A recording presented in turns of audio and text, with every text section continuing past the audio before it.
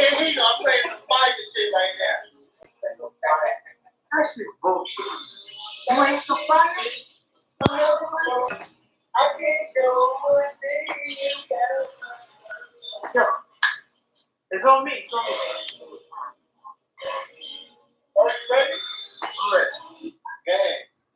I'm ready. Hit that like button when y'all walk in. You ain't got your boy for an hour, so hit that like button. What's the news? This Laker talk. I just want to talk to you guys. Y'all know how we do. Hit that like button. Let's get to it. Just want to correspond back and forth with you guys.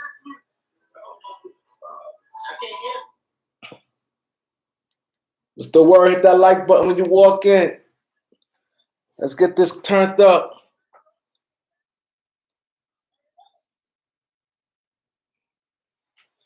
Thank you. Y'all hitting that like button. I give y'all credit on that, man. Y'all hitting that thing when y'all walk in. I like that.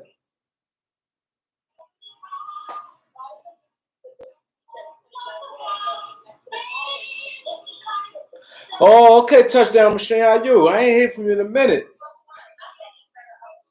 How's everything, man?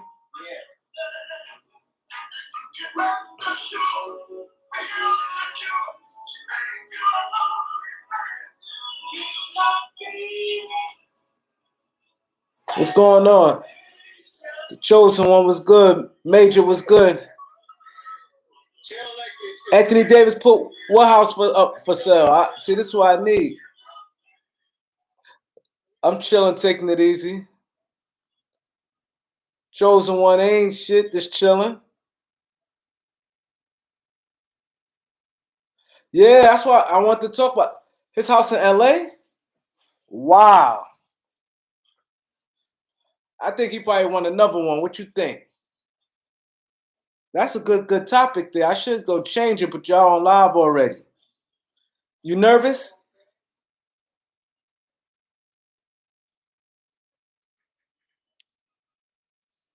You nervous?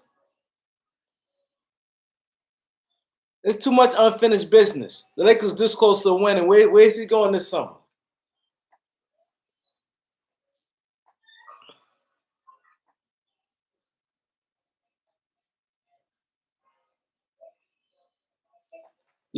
Hit that like button. Somebody hit the like and then unliked it. Come on, man. Don't do your boy like that. Somebody hit the like button, unlike it. Come on, let's be talking, man. Don't do your boy like that. Oh, he sees a recession coming? Yeah, because he's selling his house now don't make sense. You think that's a rumor or you think it's true? Thank you. Hit that like button, man. Eric Kwan was good. Yeah, I don't think he's going anywhere, man.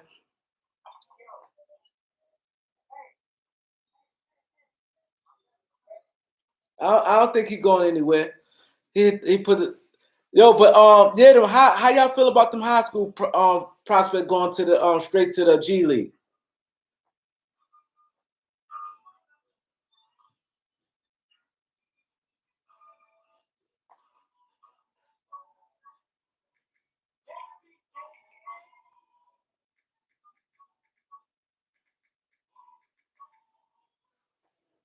Yeah, AD would stay.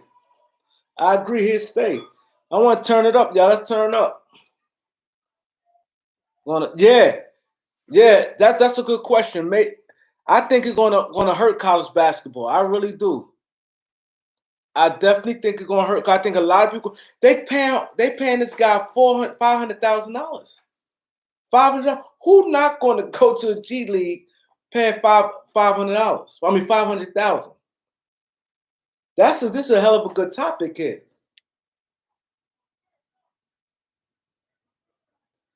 Tim, what's good?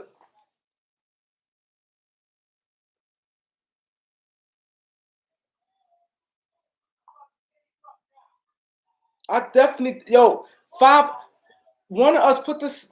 Let's say this. We're top 10 high school player, right? And you got a chance to make $500,000. $500,000? 18 years old? If you done went to college, you're making and you got a chance of getting hurt, anything. You playing and you don't have to worry about going to school. You getting the NBA workout. You're right. It's gonna hurt college basketball. It's gonna hurt college basketball. Thanks for the likes, fellas, man. Y'all doing y'all thing today, man. I got a lot of decent, everybody basically came in like this, you know what I'm saying? But I want to hear from y'all. Eric Major, Tim, Touchdown Machine, Chosen One. I want to hear from you guys. What y'all think gonna happen to college basketball? And what if you had a kid and your kid say, Dad, what I should do? And let's say he top 10 high school player. You'll have him a once in a lifetime experience of going to college, playing on a university, something you can never get back, or you tell him to take that 500,000.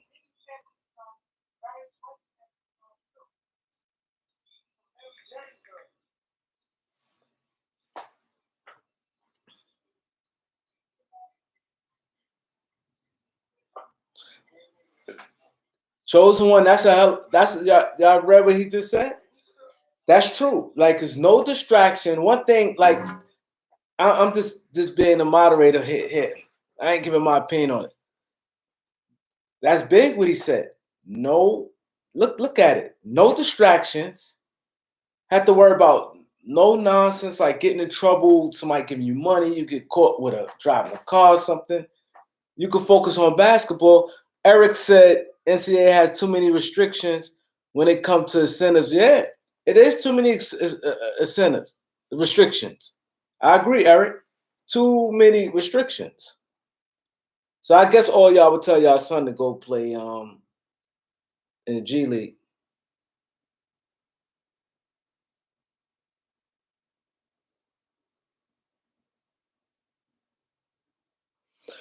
So you saying, Major, you basically saying between 3 schools, if your son don't go to any of them schools, you'll tell him to go to the G League?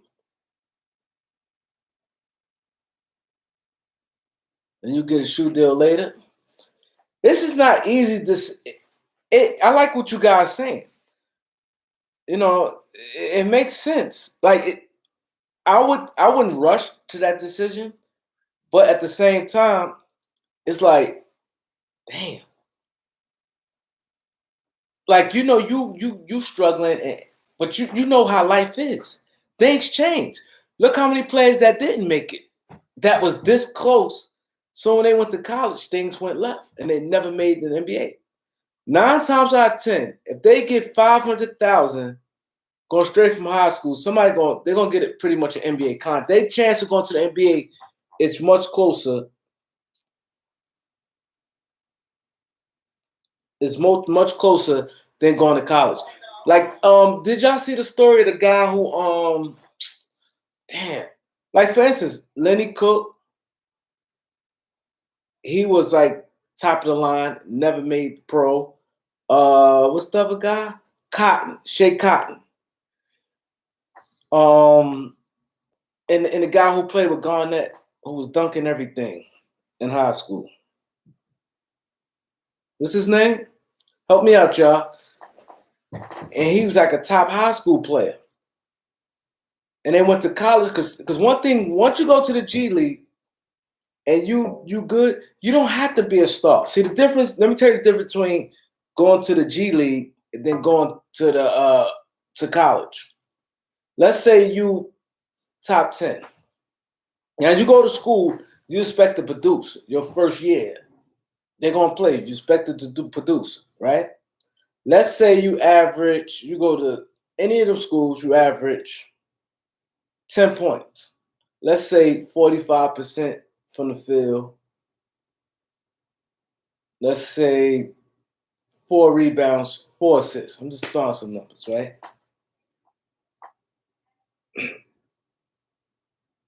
and you in a G League and you average 10 points, 4 rebounds, 4 assists, 45%. You 9 to 10, you had that year in high school, unless you a center. But if you like a guard, you might go back to school. And in G League, it's not gonna hurt you. These guys went to college ain't play that well in college. They ain't getting drafted. But once you go in that G League, you're gonna get picked.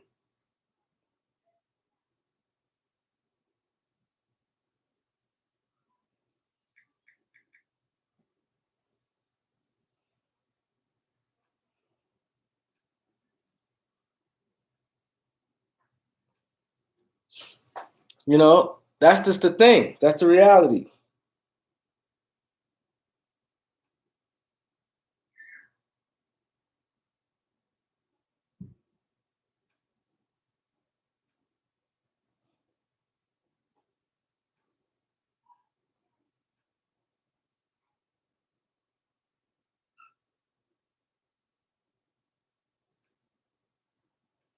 That's a good question.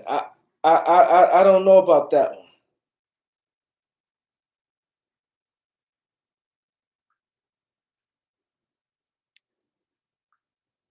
That is a good question right there. Hold on.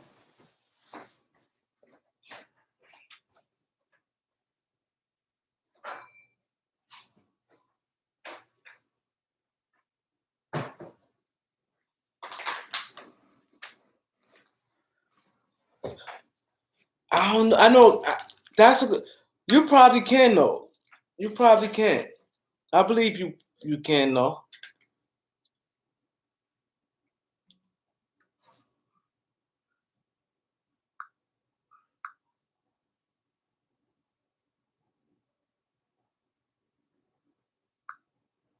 I believe you could get a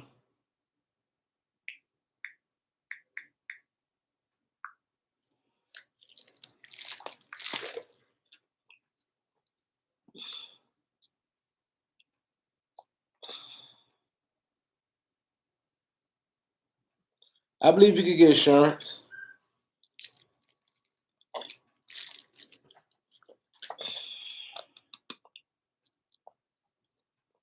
I know we all waiting on basketball, man. We all waiting. I think it's going to be a league. When I'm hearing that it's going to be a league, season, but it's going to be no fans. I'm hearing they leaning. They met today in New York, and it's going to be a league. Well, I think it's going to be a league. A season. I just think that it's going to be no fans. How y'all feel about that? Do y'all want a season with no fans? That's going to be tough.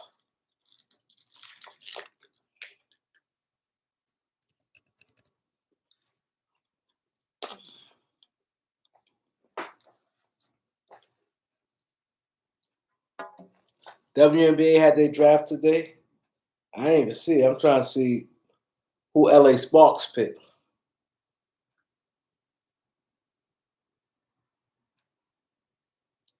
They have. Yeah, I agree, Major. It's hard. I agree. It's hard.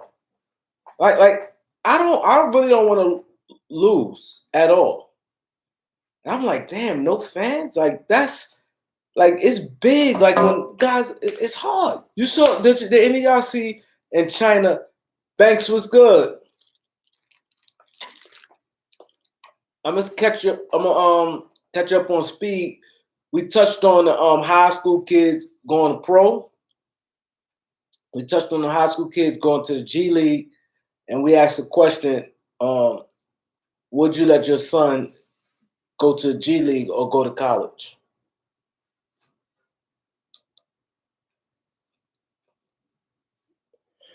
Yeah, I want to get hype. I want to get hype. I'm trying to look for this WNBA stuff, man. I can't look online.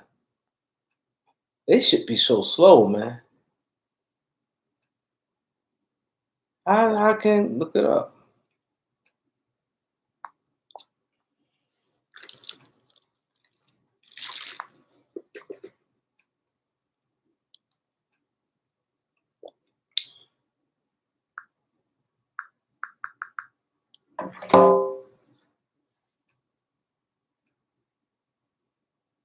Yeah, I agree. I agree. I agree. My prediction is this. It's gonna be a season, no fans, because they making a decision. Decision gonna be made May 1st. So we got like 2 more weeks. So I think it'll be this no fans. I think it's gonna be the first round gonna be 3 out of 5. The best 3 out of 5. I think it's gonna have maybe like 10 regular season games, 10 or 5 regular season games. I think it may be like 6 regular season games. Oh yeah, it's true. We could get to see games, but I think it'd be hard. I think that maybe they may block out. I'm just like when the fans. I like all that. Like y'all seen the highlights of China? Yo, it looked horrible. It looked horrible. Chinese Pro League.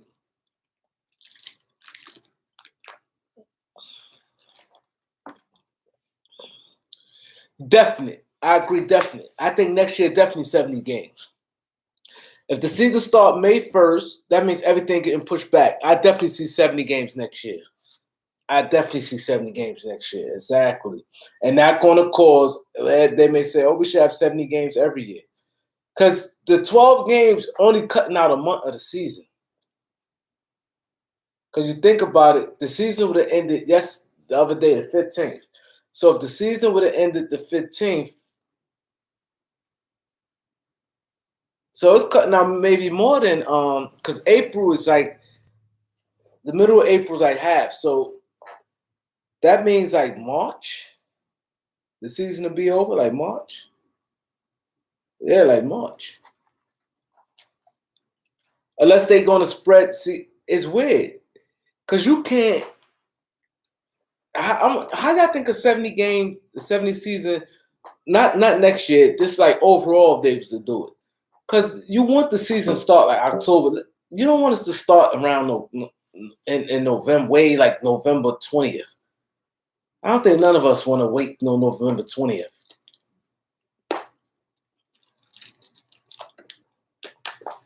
If and I think the NBA always want their finals in June because the draft. So if they do it like that, that means they have to start the season damn near. Because the season we start like when? Like October 20th? So if it start October 20th and they take 12 games out. But see, it'd be like a contradiction. See, I really don't know how that season thing gonna work. Because if they complain about rest and they say they need rest in between November 1st, but that's only like 3 games difference. If you start November 1st, the season normally start. I think the season started like the 24th this year.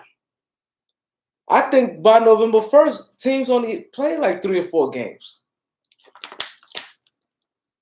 My thing, I'm confused what they want because the way it seems to me, I think they want a game spread out, like playing maybe twice a week.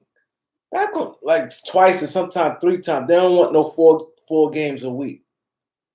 But it's gonna be hard. I think you're gonna lose fans. And then 12, you losing 12 games, that's money. That's 12 games. That's 6 and 6. 6 home games.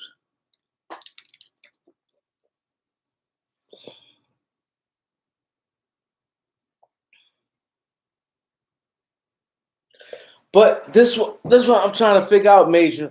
Okay, you saying start November 7th. Okay, it doesn't matter if it's 70 games. You still gonna have games.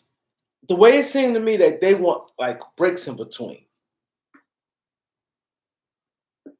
I think me personally, I think the NBA still want their season, they finals in June. I think the NBA want their finals in June. One thing, NBA is not going to give up so much of their history because 82 to 70, let's say 70, that's if you give them your history, it's always people about I'm hosting that trophy in June. Like baseball, you have Madness in October. Like your finals. I don't think they want their finals to be in no in no May.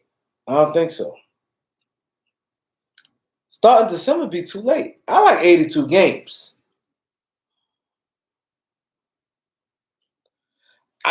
That'd be better. That would be perfect. 7 to 10 game break. That'd be perfect.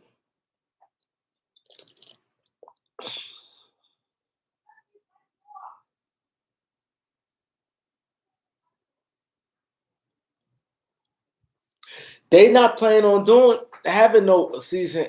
And you talk about this year? Because if you talk about this year, okay, because that may happen this year. But we Major said 2021 season it's gonna be a 70 game season. I totally agree. It's gonna be a 70 game season because what I'm thinking, I could be wrong, but I'm thinking May 1st they come with the decision. They may start back playing. I think they're gonna have a week of training camp before they start. I think they're gonna have a week of training camp and then maybe like 6 games. If they have 10 regular season games, if they have a week of training camp plus 10, it's gonna be all the way into August. And I definitely seen a 70, 65 game season. And so they're not coming to a decision to May 1st. They met today. They had a meeting today.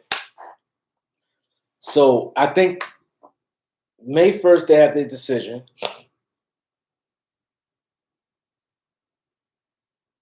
That's a good question, Banks. Because I get to your question, Banks. That's a good question. Next season, I mean, if they start May 1st, let's say they come to decision, Adam Silver comes say, hey, we're gonna start training camp the 15th. They'll probably give people 2 weeks to be with their family. The 15th, training camp gonna start. I think it's gonna be like a week of training camp. So you bring it around to like the 22nd. Let's say 23rd, the first game. Let's say if it's 10 games by the 23rd, right? I think they may try to spread them 10 games to like 2 weeks. So I think the season may end, the regular season may end June 17, 18 around Father's Day. You could get 10 and you get 10 games really in 2 weeks, but I'm gonna say it's gonna be like more like 3 to 4 weeks, 10 games.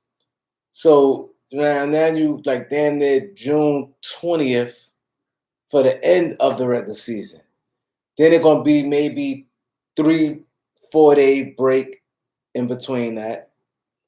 So now let's say the playoffs start the 25th, June 25th. How long is the playoff? Normally like 2 months, right? The playoffs normally like 2 months.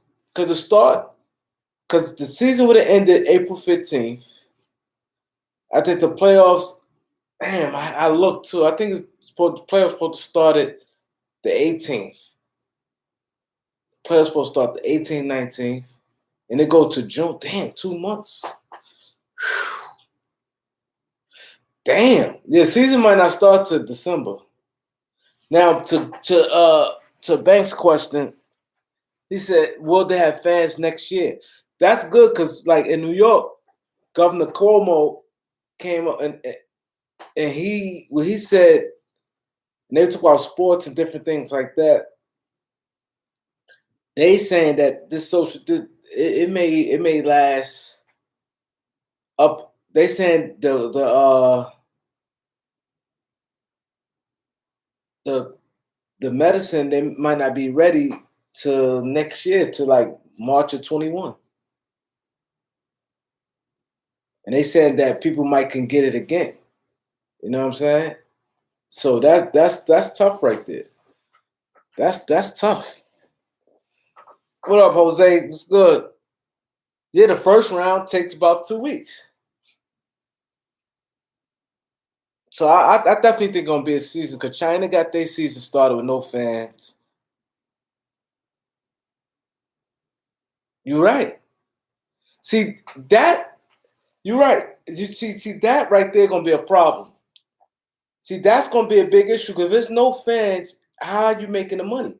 The player salary, it's gonna be crazy. This thing is because the governor, the way he talking, like, is nothing gonna happen right now. But I think the NBA, like I said, they gonna come with their decision May 1st. They met today. May 1st gonna come. I believe they're gonna announce the season. I believe it's gonna be a season with no fans. That's gonna be tough. Yeah, that's what we just talked about. No fans at 21. How are they gonna do that? I don't know how they gonna do that. Because where they making their money now? Where's they making their money?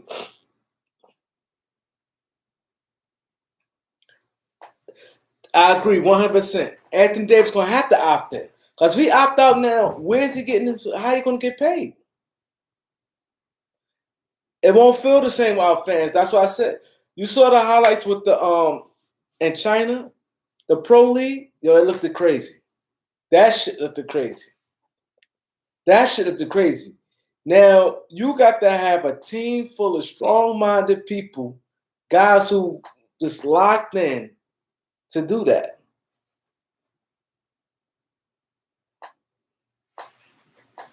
It's going to be crazy. Anthony Davis and a lot of guys who opting out, I think a lot of guys going to opt in. I definitely think that because where are you making your money at? If there's no fans, the owner's not taking no hit. And I wonder, is they still liable to pay all these guys all that money with no fans? You know how much money they lose a game? You just figure 20,000 people at these games. Now you got 20,000 with these tickets, plus selling jerseys. Oh man, I wonder how that gonna work.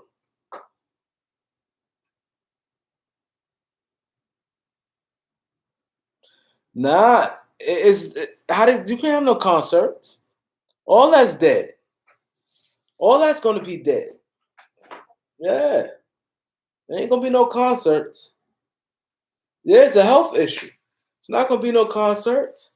If it could be concerts, that's because they can have games. See,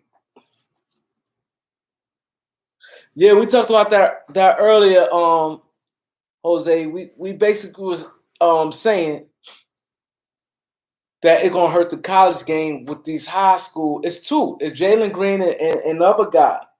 Jalen Green getting 500,000. That's gonna be tough. A kid turning down that type money. You don't have to deal with no nonsense with the NCAA. They're gonna lose a lot of players.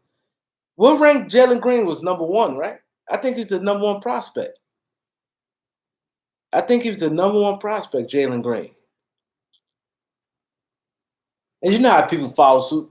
The other guy who did it today, I think, was number 10. I think Jalen Green is one. And I think, he's number one. Fans do make the game, Banks. I agree. I've been to games. And he's just playing like we all play. Everybody play ball. You know what I'm saying? When you play and it's a crowd and you do something and you know people watching, it's tough.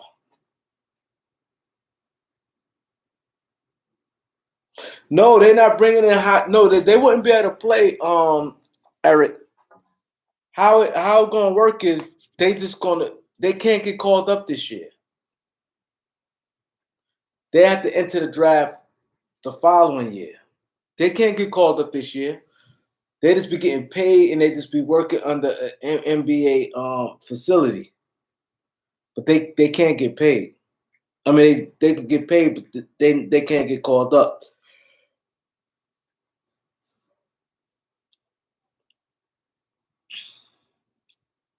He's 6'5". Jalen Green is 6'5".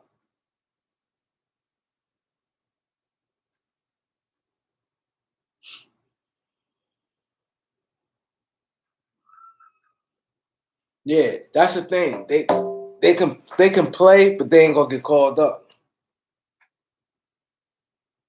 But it's hurting the college game though. Now he gonna be gone. Now you got all the players. Cole Anthony. It's like 6, 5, like 4 players I think into today. Like this week alone, like 7 players into the draft.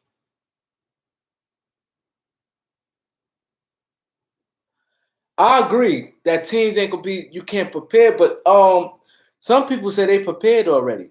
This not affecting them as far as the draft. I don't believe that because you had some guys in the tournament. Their stock was gonna boost. Just think of guys like Damian Lillard, how he came out of nowhere. Just think about people like this: Damian Lillard, Paul George. Who else that helped them big time? Camps, like no camps. It's gonna be tough. Them camps help. Yeah, affect the coaches, no doubt. But it's gonna be crazy. This thing here is a domino effect to a lot of things, man. A lot of things. This is a dominoes effect. It affecting like us, even fans. Us watching on TV, like it's not the same. I saw that clip of that Chinese um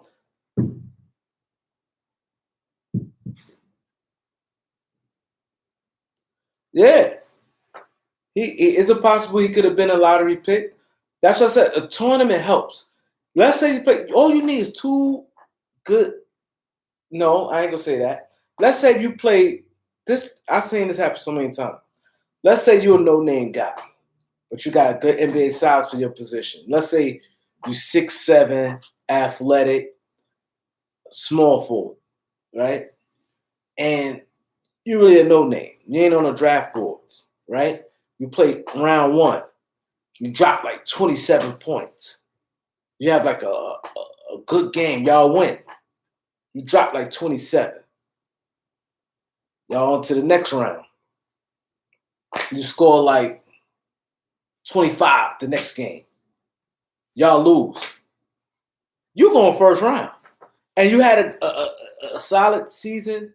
You had like a good season to see, but just nobody heard of you. Let's say you average like 18, and let's say you go to school like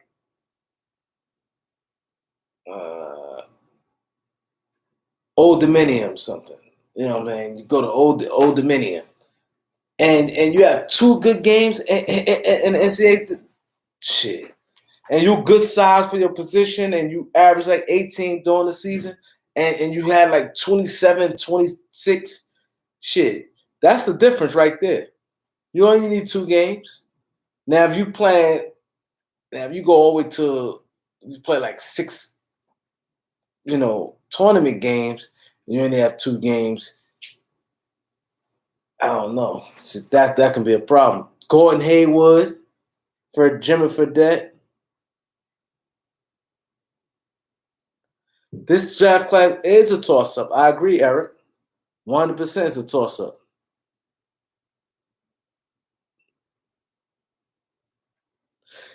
I like that what Bank said. Prime example, Lakers played Clippers. That joint was lit. That last game we just played, it was lit. When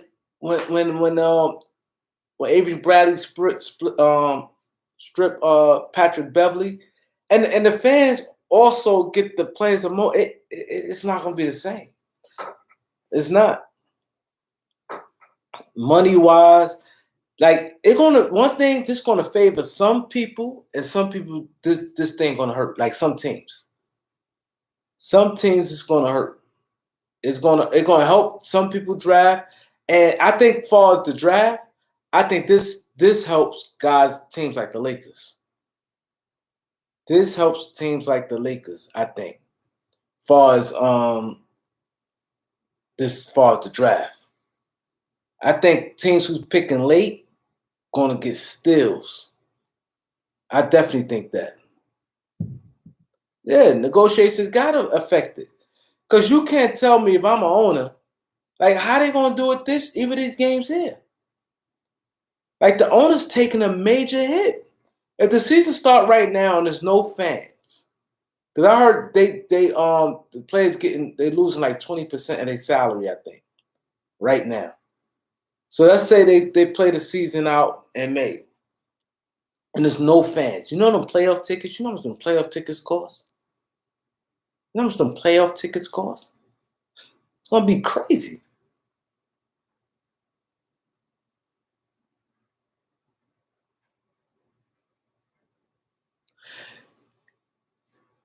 Banks, I ain't gonna lie. I kind of said the same thing.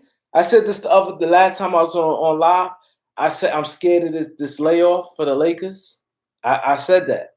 I kind of agree with the media. Me watching basketball like that, and when you're an older team, and I saw how the Lakers had to put everything into it. Things seem to like I just feel that way. I could be wrong. I hope I'm wrong. You 100% right about that. Billionaires hate to lose money. They fight for every tooth and nail. Every tooth and nail. That's why the difference, you 100% right. The difference between billionaires and millionaires is a difference. A billionaire lose. I'm gonna tell you the difference between a billionaire and millionaire. Right? Let's say a billionaire for no reason, right? Let's just say a billionaire, somebody worth like $3 or $4 billion. Let's say they lose about $5 million just for one day, like something I open, or just $5 million for a nondescript reason. And somebody who worth like $100 million lose it, the billionaire probably be complaining more.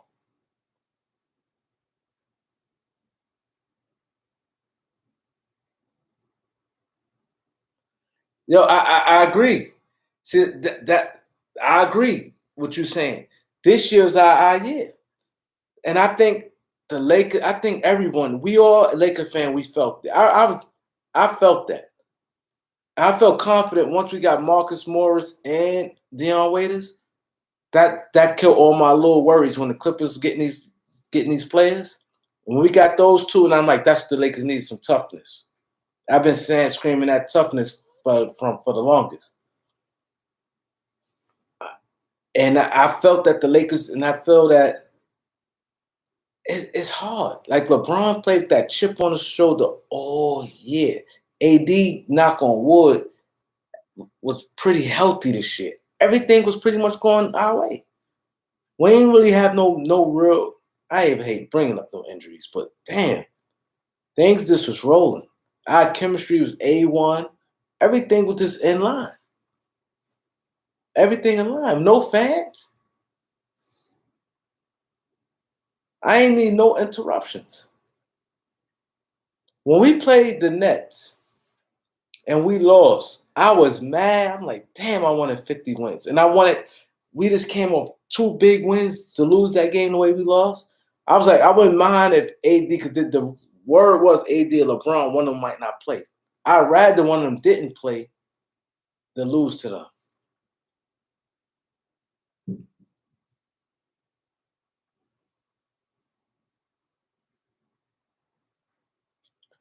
I believe he have him ready. I believe that. And I definitely think it'll be a season, but I don't think it's gonna be no fans. No way. This thing, see, in New York, we feel it the most. Yo, his body is just dropping like crazy.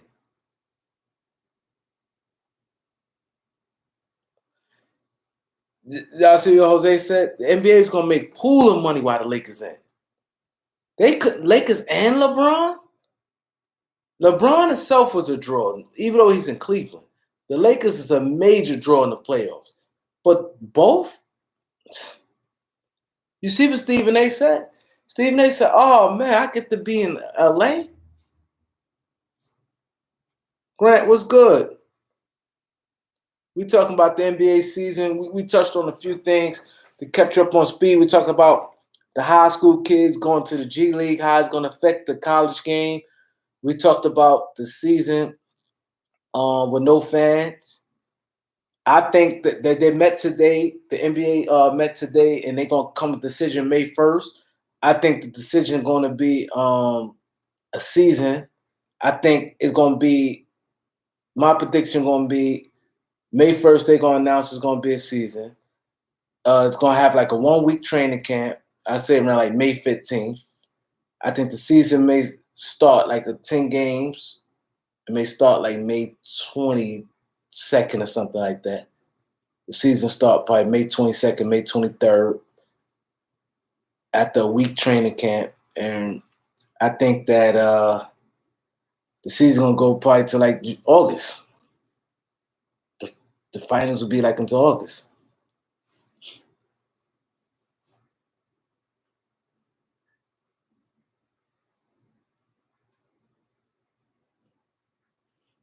Yeah, I think they was using that for that motivation, but damn, it's gonna be tough.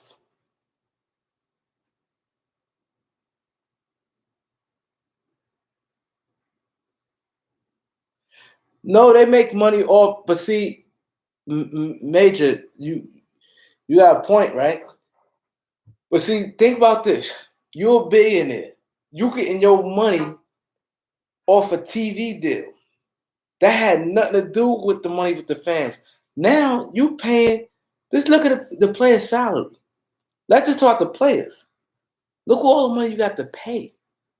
That means you paying at least $200 million with the paying the coaches, the coaching staff, and like the guys in the organization.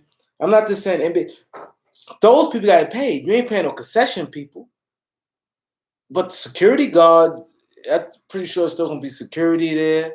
It's still gonna be like scorekeepers, you know, whoever controlling the clock and different things. They getting paid. Not saying they get big money like that, but mind you, got the general manager, like the owner still got to pay all these people. You got 15 players on the team you got to pay. A whole rack of coaches. You know what I'm saying? GM,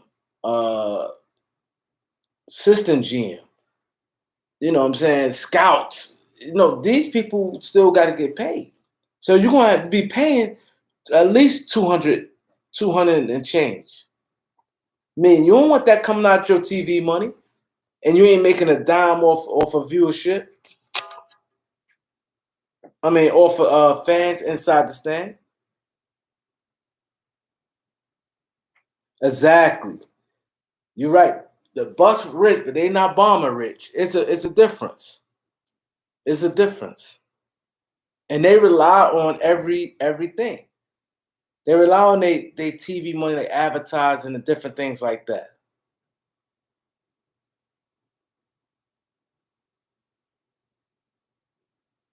It is.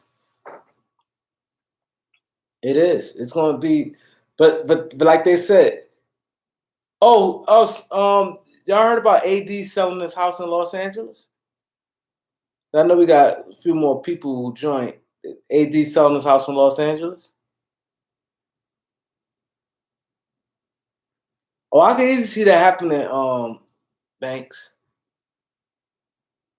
Oh, this one I knew it's something I want to say.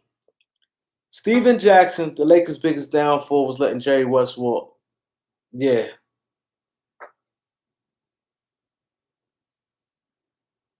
What? He lives paycheck to paycheck? Wow. And he seemed like an honest type dude. I don't think he'd just say that just to say that. He's smart. How? These guys paycheck to paycheck. I think that's bad to say. CJ make $100 million.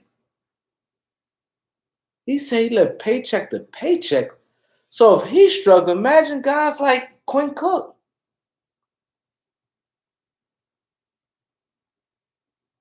That's crazy. And I don't think he'd just make it up because he had no benefit of making nothing up, like, or just saying it.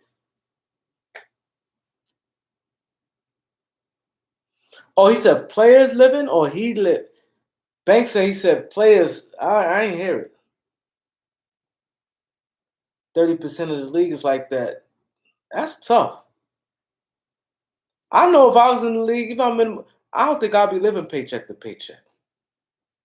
People have to know they self. You know you can't do it. You have to sacrifice. You young, you have to sit there and say, hey, I got a 2-year guaranteed deal. I'm getting, let's say, $4 million in 2 years. And after $4 million after taxes, you should know how your money gonna look. You should be okay. Downsize. You don't need to own no house. If you're gonna rent, you need a small apartment. I'll be in the one. I'm gonna keep it 100. I go in like a nice build, whatever city I'm in. Especially now, imagine you're in these cities that's not Los Angeles, New York, where it's expensive. Let's say you're playing in Milwaukee. I go in get a nice little condo somewhere. Like, let's say if I'm like a guy, a young guy, you know, my first contract, 4-year, $2 million, some stuff like that. I mean, 2-year, $2 million. Yeah. Yeah, basically Lakers and Grizzlies. If I'm a guy, I'm living real modest. Real modest. Real modest. Cause I'm not gonna, I'm getting to guarantee money. Get a nice little apartment, 1 bedroom. You don't need especially if you don't got no family. 9 times out of 10, you're just coming to the league, you ain't gonna have no family. So nice 1 bedroom apartment, downtown, whatever city you in, nice building. Let's say you're paying like $1,200 a month, especially like I said, Milwaukee and shit like that. You ain't paying no $4,000 rent. You know what I'm saying? $1,000 rent, whatever. Live like that. Get your gear up. You know what I'm saying? I'm not doing all that stuff. I told my mom, I love you. I hope you with your bills back home. I can't buy you a house right now. That 2-year for me ain't no real money. Mom, I would love to. I would love to. I'll put some change. I pay your rent. I'll hit you off. Let me get this 4-year deal, some real money. Let me get my foot in the door in the NBA first. Some people is straight. I'm a guy 1 foot in the league, 1 foot out. I'm not doing it. He says, "Mom, beat his ass." Oh, but this is what I want to say, right? Steven, y'all. I wonder if y'all seen this. Steven Jackson and Matt Barnes was playing Guess Who. They playing a game Guess Who, and they were saying out players you have to guess. So Matt Barnes said it was a Guess Who. Steven Jackson had DeMar DeRozan. Matt Barnes had LeBron. So Matt Barnes said, guess who? He said, is he the best player on his team? Steven Jackson said no. So I think Matt Barnes lost because of that. The question was, is the player, because they have to describe a player if y'all didn't see it. Like they say Afro, is he the best player on the team? Did he get drafted? If you're on the team, he'd been drafted to, and different things like that. So they have to try to guess who the player is.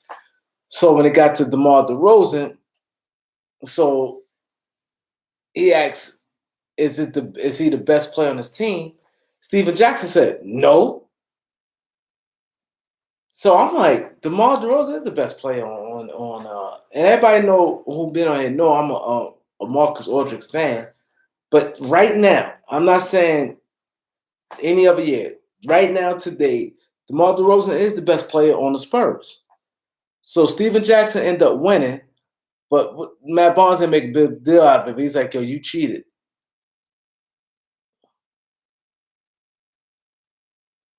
Yeah, I'm gonna watch it.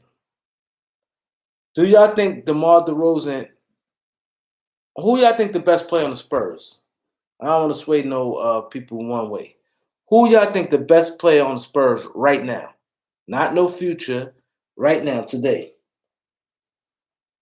Who's the best player on the Spurs? DeRozan.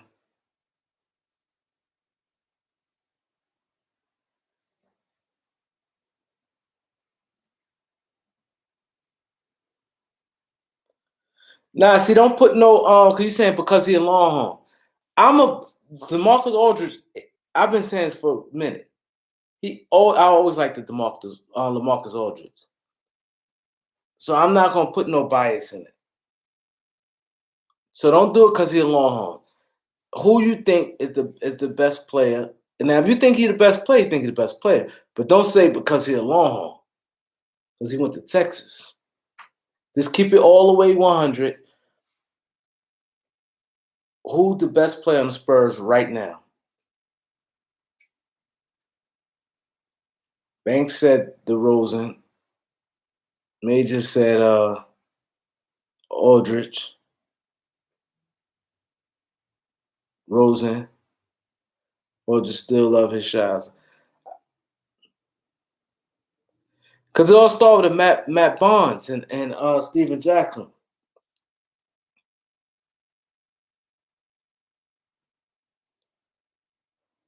Aldridge ain't having too much of a good season this year.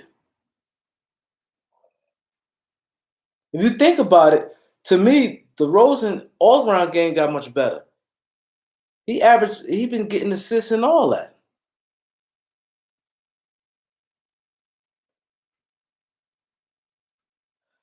DeMonte Murray is not he's not their best player. He's not their best player. Yeah, or nah.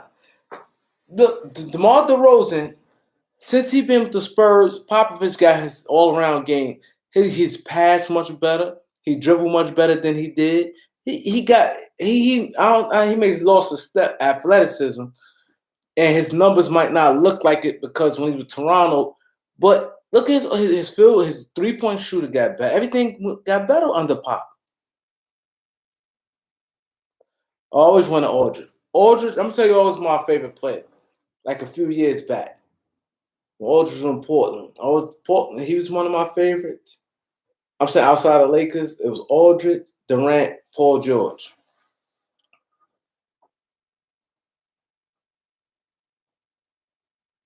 His defense got better, and his playmaking got much better. His outside shooting got better. Yeah, he needs to work on. Let me look at his numbers. But his outside, everything improved. He averaged like 5 assists, 6, I think. Yeah.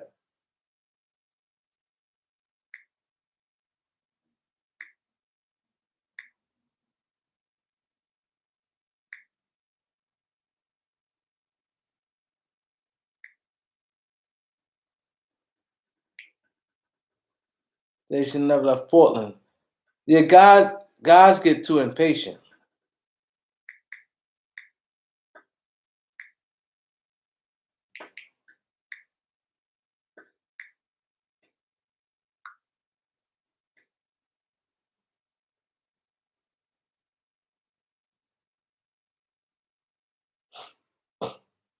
He shot. Hold up.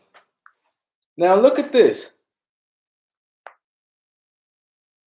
Oh, I've been a Laker fan since I was 8 years old. I've been a Laker fan since I was 8. Look at the DeRozan when you became a Laker fan. Look at the DeRozan numbers. 22 points, 52% from the field. He never did that.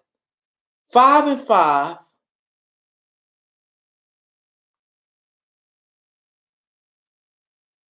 5 rebounds, 5 assists.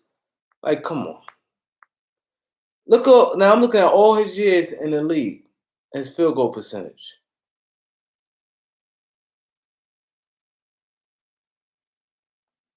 All year Toronto, 45, 46, 44, 41, 42, 44, 42, 46, 49. Come on. He ain't touching 50. First year San Antonio, 48. That 48 is higher than every year except his 09 season. And this year, 52. Let me see how many 3-point he hit. That's what I'm saying. We not into the Spurs like that, but I watched him play. His game, his all-around game is better. It got much better. People don't look at it because he's in San Antonio. San Antonio ain't winning, but he been dropping dimes. His assists got better and everything.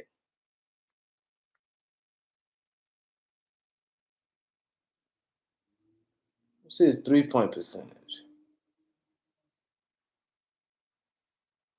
He never been a good 3-point shooter though. Oh, you been since 2000? Oh man, I was so happy when they won their championship. How would he see that'd be a problem. I would love for somebody to break that down. I was thinking about that. Like that'd be tough. You would have to have like a sniper or a person getting DeRozan. You don't need a ball handler starter next to them. If he was to join the Lakers, he averaged 2 steals or 1 steal. Okay, he averaged 1 steal. Shoot 84 from the line. He having a good year. 52% from the field. I know he don't shoot too many like long bombs. I wanted to see how many 3-pointers he shot. He only shoot 27% from 3 though. That means for him to shoot 52% from the field, that means he don't take too many threes. But if the Lakers was to get DeRozan, you need a point guard, more of like a spot-up shooter type point guard. You will need a point guard like a ball handler point guard in that starting lineup. Because he kind of like, if you look at his game now, he brings the ball up. He create offense now. He create offense.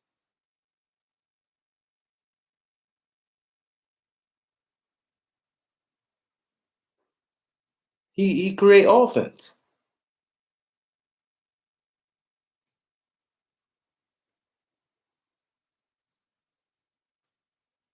Yeah, he create offense now. See, that's the thing. And see, now that could backfire as far as money wise. Well, he may opt in now because he had to opt out. See, I think a lot of guys gonna opt in now. A lot of guys gonna opt in.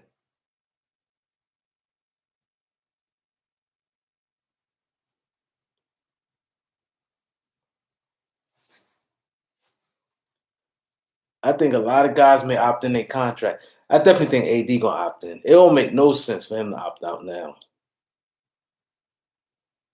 unless he just want a long-term deal. That's true. You gotta grab the cash. You got to, like some players, the way things going. Like it's gonna be tricky. This is gonna be a weird year. This is gonna be something like we never saw before, man. And I'm mad because I want to really enjoy. I've been a Laker fan for a long time, man. For since the '80s. I've been a Laker fan since the '80s. Magic in them.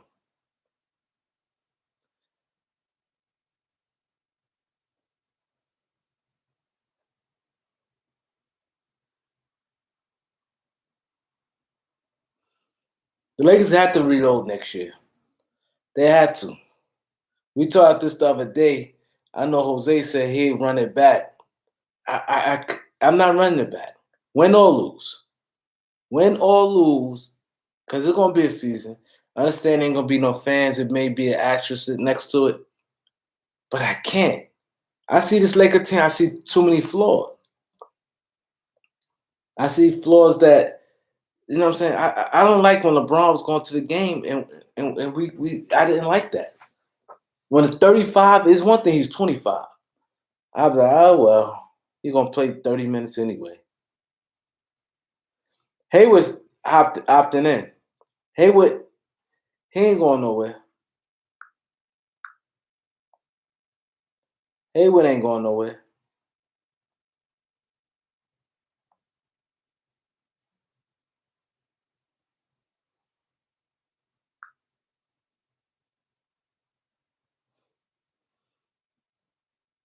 Yeah, I think he opting in.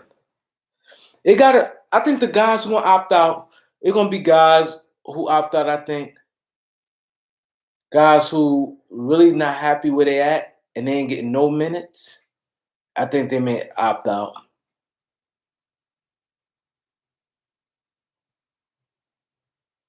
Yeah, it's gonna be guys like that. It's gonna be guys like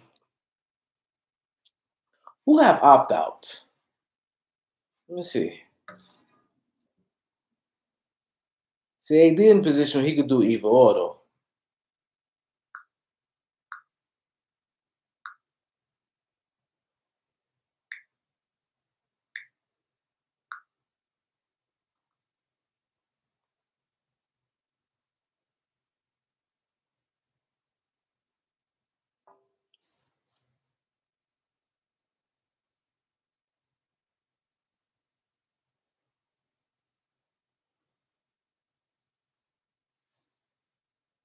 Montrez gonna get paid.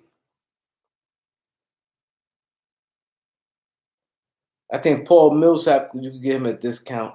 I don't think Tristan Thompson gonna get paid this year. He a free agent. But Tristan is a hell of an offensive rebounder though. Drummond opting in. They said something about he gonna opt in. I seen it. I can't remember where I seen it at. But Drummond opting in. Batum ain't opting out. Porter, I can see Porter doing it because I can see Porter. There's phrase I agree is trash. But I think Porter gonna opt out though.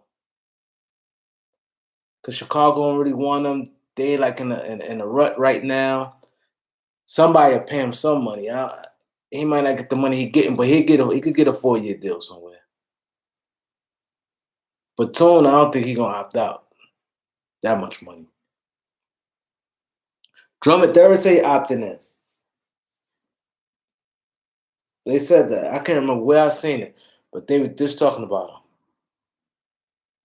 And that's why Detroit got rid of him because Detroit said he wasn't leaving no money on the table. Because they saying that his game ain't transitioned to the NBA now.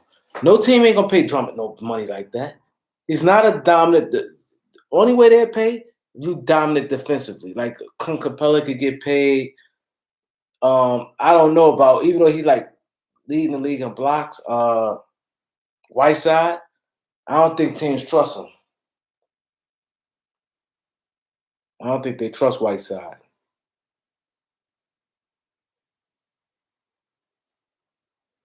Yeah, I don't like this free agent class though. But it's good. Like it's good. I think this free agent class is good for players like teams like the Lakers. Or you need like little plugins. I think it's good for teams like the Lakers.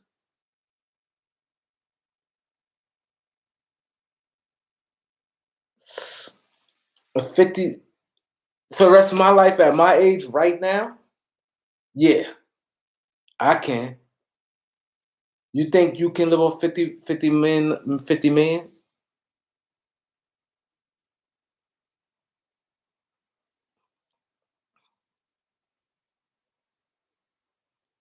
I could live on 50 million and ball out. Y'all think y'all could live on 50 million for the rest of y'all life?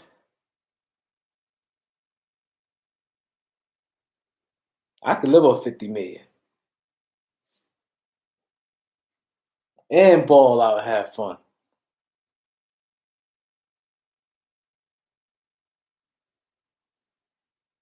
Like the ramen, yo, this no bullshit. Let me tell you something about ramen noodles, man. I've been riding around all over looking for some ramen noodles. They don't have them. Yo, people buying them shits left and right. Them shits is not in no store. I ain't have no ramen noodles. I have the other ones that I don't care for. I'm talking. Y'all know what I'm talking about. The ones that's in the chicken flavor in the orange bag. Man, they ain't have none of the stores easy like last 3 weeks. Easy. And I go every day.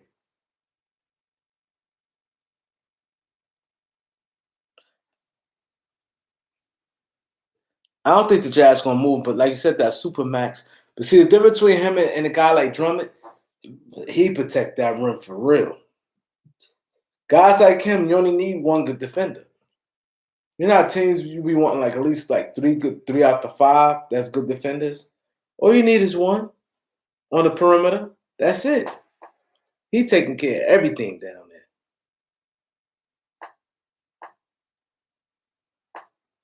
I don't think Utah can get rid of him.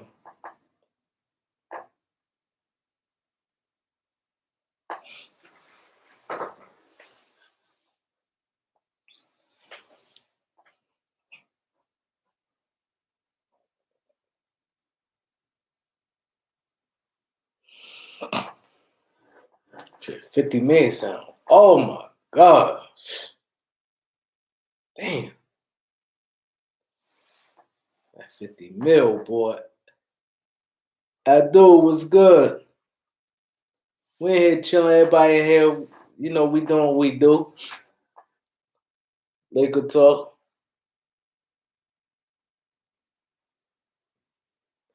I don't think we got a chance in hell for Bill.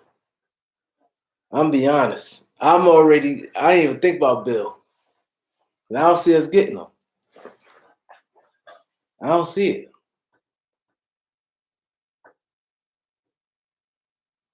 Oh no, we talked about the high school kids. It's like 2 high school kids going to the G League, getting 500,000. We asked, do you think it's going to affect the college game, which I think is going to be major in college. We're going to affect it big time. I think what else we talked about? We talked about who the best player on the Spurs. You know, free agency, the regular stuff. Do you think Jason Kidd be coached sooner or later? I think this is another thing with Jason Kidd. I think by this happening, it definitely giving Vogel another year. Because even if the Lakers, let's say if the season start back with no fans, it's definitely giving him another. They can't make that move right now. They can't. They can't. So even if the Lakers was like it had to be a real blow up.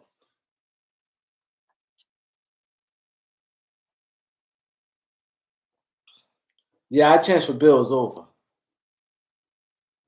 Yeah. Yeah, our chance for Bill is over. That's why I said I'm looking for more at other like secondary stars on our team. You know who I like on our team? Free agency, but I don't think he wouldn't take no 9 million. At the 2, Evan Fournier. Y'all like him from Orlando? Evan Fournier from France.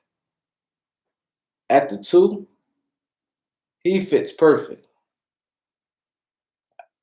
He averaged like 18 points.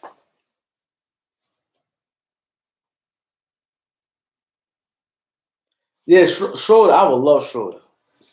I will. Oh my God, he's tough. He my type of player. He's good size. Yeah, he like 6'6". He got good size. Yeah. He has an 8 million pay cut. Yeah. Yeah, he underrated. Yeah, I like Fournier. So I'm getting confused now. Malik, Jose, who you saying underrated? Fournier, Evan Fournier, or you saying Dennis Smith? I mean Dennis Schroeder. Oh nah, you said you're not a Dennis Schroeder fan. Okay, so you're talking about Fournier. You say he's straight dope. Yeah, I keep Morris on the Lakers. I keep Morris. You know what I like too? Like if we don't give Morris back, see that $9 million, we could get a good player. I don't know if the Lakers will break it up, but we could get a good player. You know what I like? Like if we don't get Morris, someone younger, Bobby Portis. See now he may opt in though. No, he got a team option. The Knicks make he making 15 million. I don't think the Knicks gonna get rid of him. Knicks need that space. Yeah, Evan. Yeah, he made 120 a year. I agree. You know, in Orlando, see some guys ain't gonna take a pay cut right now, especially with the comedy, the way things going right now. That may be hard. I definitely see a lot of one-on-one deals this year, 1+1. I definitely gonna see a lot of yeah, Porter's replace Morris. Porter replace Morris, but you know what I'm saying? I don't think the Lakers see the thing. I think if the Lakers pay somebody $9 million, if they use their whole mid-level money, they look it's gonna be either starting point guard or two. They're not gonna I don't think they're gonna do it for a guy come from the bench. I don't see it. So I don't think it'd be Portis, and I don't think they look at that like that. They got McGee, Davis, Howard, or Cousins, however you're gonna look at it. I don't think they're gonna invest that much money all our like main cap space on that. But I like Portis though. Players, that's what we're gonna get. Most players who older want the ring.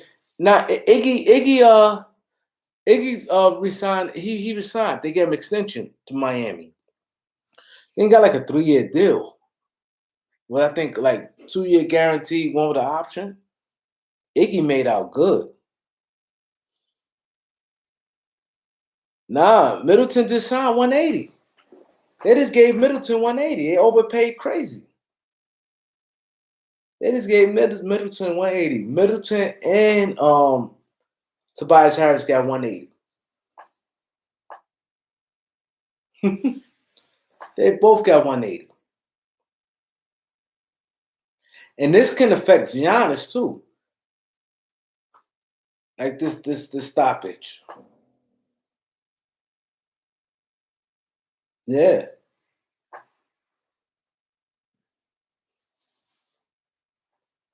This is crazy.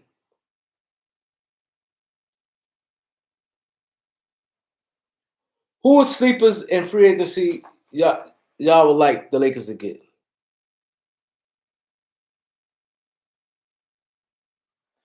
Yeah, but I'll keep I think Middleton is better than Bogdan. I take Middleton all day over Bogdan.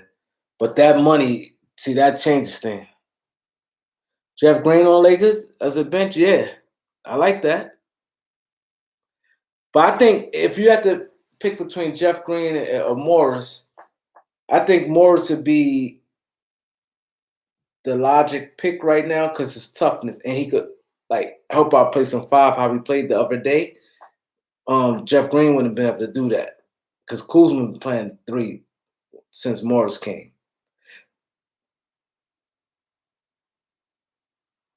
Gallinari, but the thing where I disagree on Gallinari for the Lakers because AD don't want to play center. Like the minutes, like LeBron played the 3, Gallinari can't play the 2.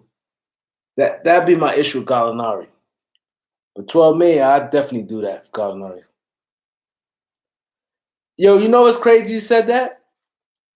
He said some reason he see Tristan Thompson come to the Lakers. My homeboy said the same thing.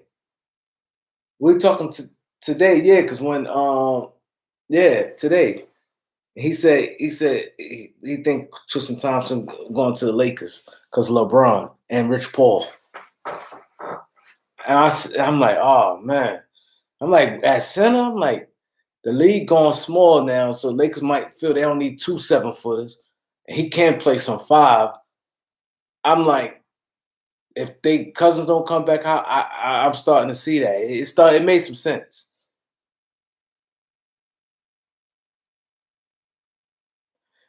Oh, you talk about, but he is restricted free agent. Lakers ain't getting him. He restricted.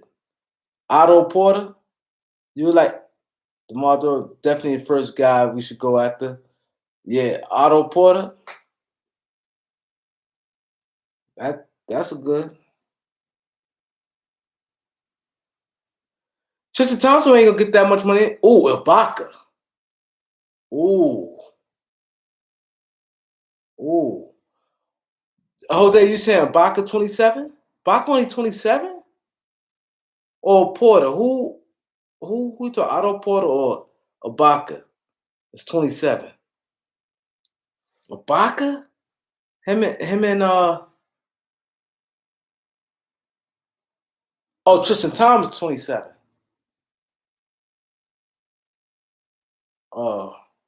Damn, Tristan Thompson only 27? Damn. I thought he's a little older than that.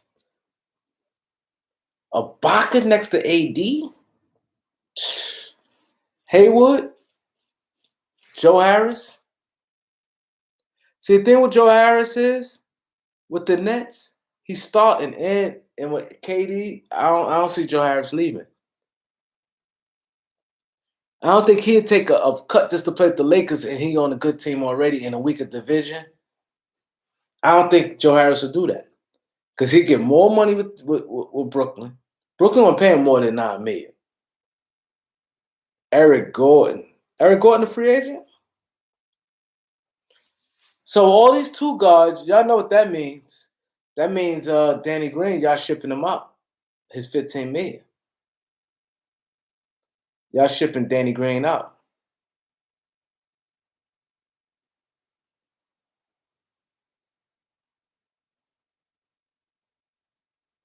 That's tough. I say LJ. I say Larry Johnson because he's a better rebounder. I say Larry Johnson. I like Big Dog though. I like Big Dog. No, Paul Millsap would be a free agent, but I don't think he'd fit. I don't like Paul Millsap with the Lakers though. But he'd be a free agent.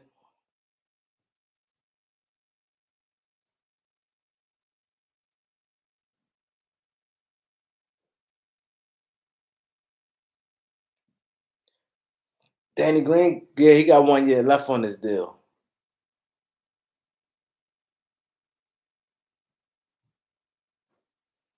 Oh, KD said that? Kyrie ain't better than no AI.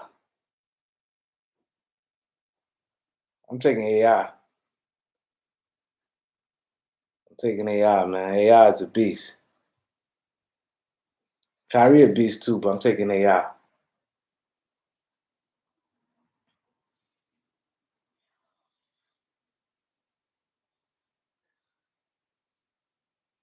Yeah, but only thing about that is Toronto got a lot of money. But the thing I'm hearing that Vasal Ujiri, he's African. He strictly African. Like he wants his boys.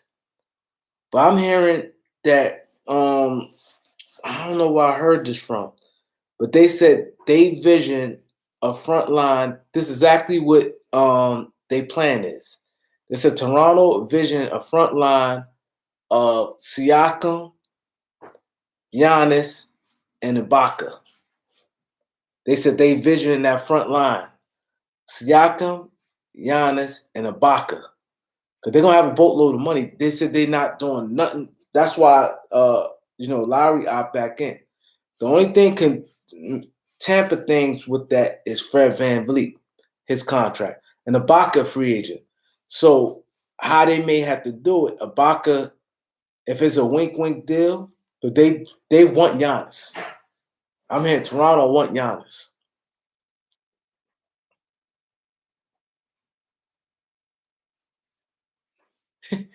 It's funny you said that. That's true. Every role player. I like Toronto role players. I like their role players.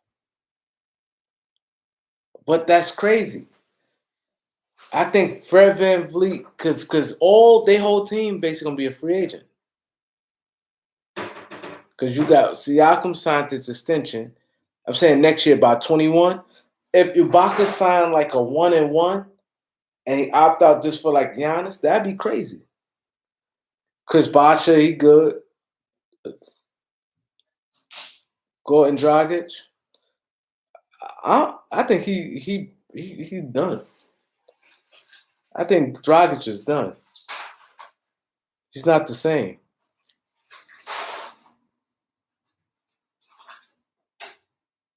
Oh, I like Norman Powell. Oh man, he's tough. I like Norman Powell. Tim Hardaway, I like him.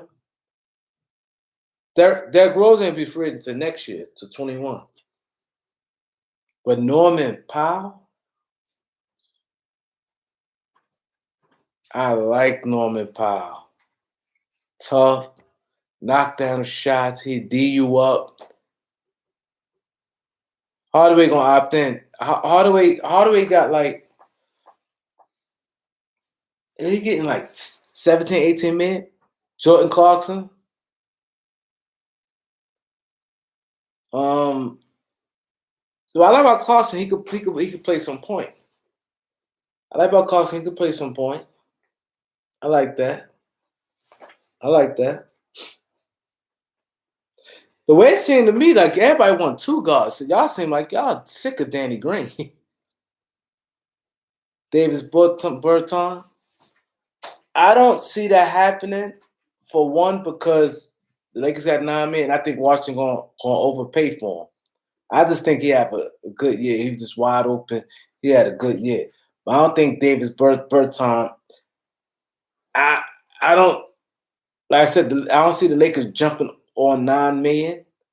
Yeah, he's an outside shooter, but AD is adamant, and he won't be able to start on the Lakers. And I think that Washington gonna pay him much more. I could see him get like 12 million, and I see Washington give him like, Lakers ain't signed nobody.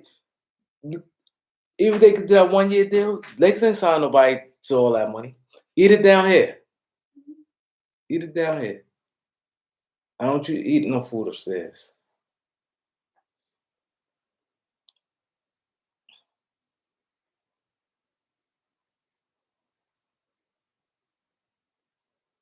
Yeah, I agree.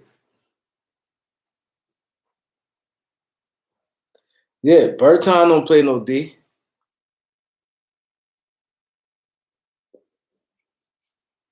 See, the thing with Parker now is more like a power forward. And the Parker thing will be tough because he'll be easy to get. Parker's an easy get as a young guy. Parker is an easy get, and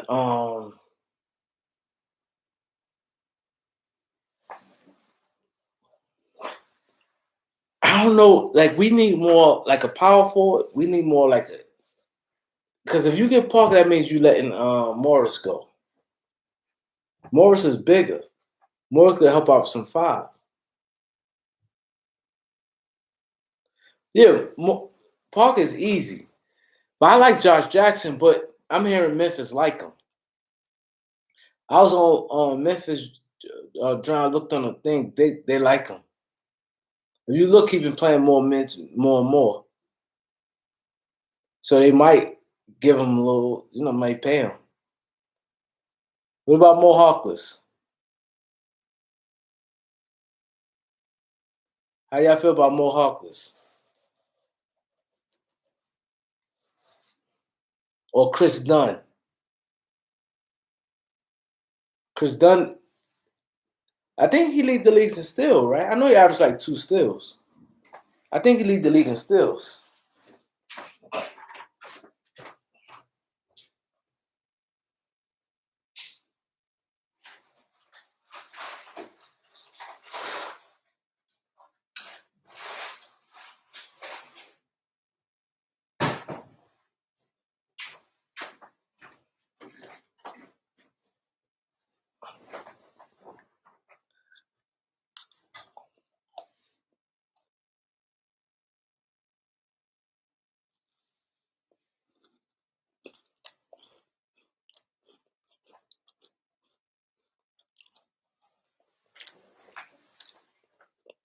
The Lakers can't really overpay for a player, really, to be honest.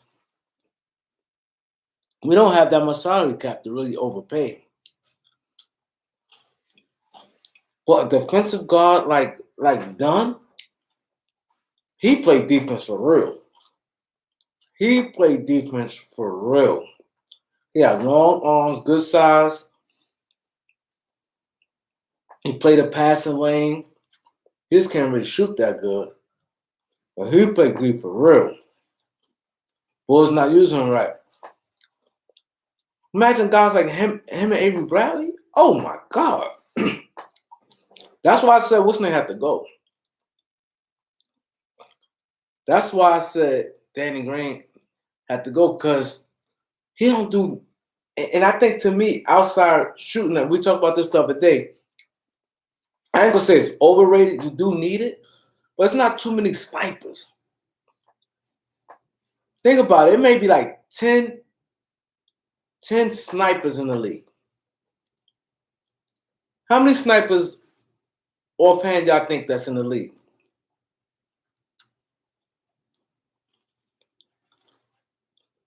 I think about 10 snipers in the league. It may be a little more than that, but I'd say around 10.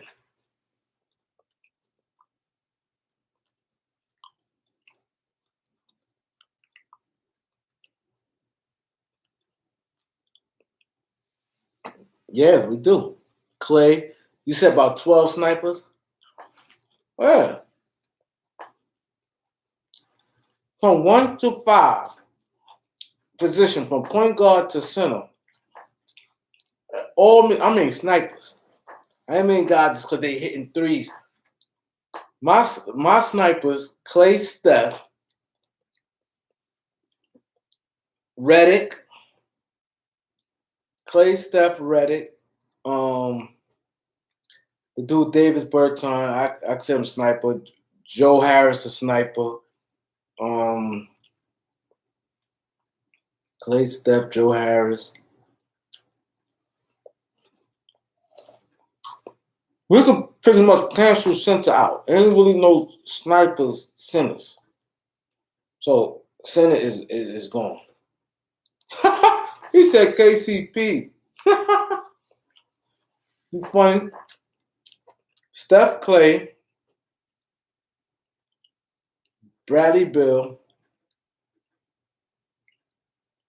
I say Davis Berton, Joe Harris. Who else? Devin Booker. I say Devin Booker. I consider him a sniper. Who else?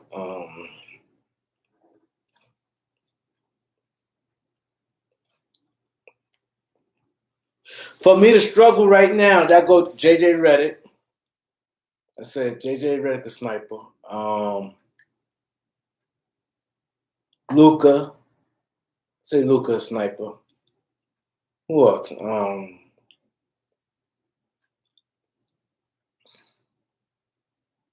Dane.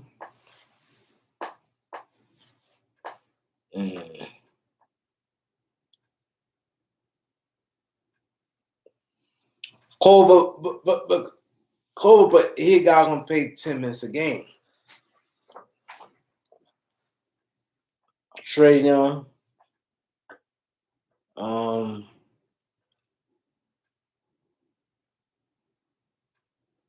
See, that's what I'm saying. You don't. That's what I'm saying. I would rather.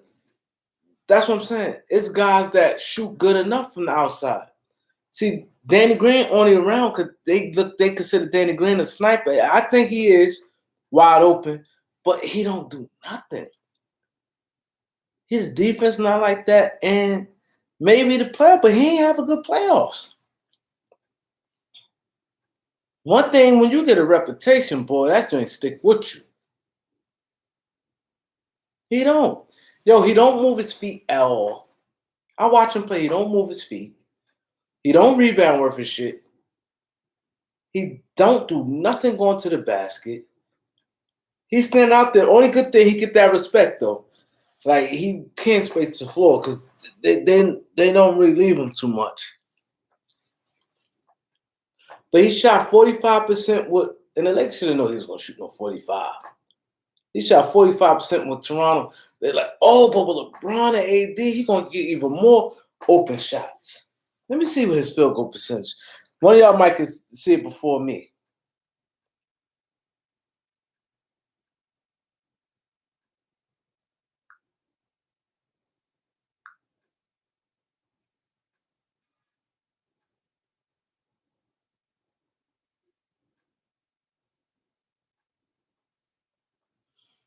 Hell yeah. Hell yeah. But they signed before Danny Green.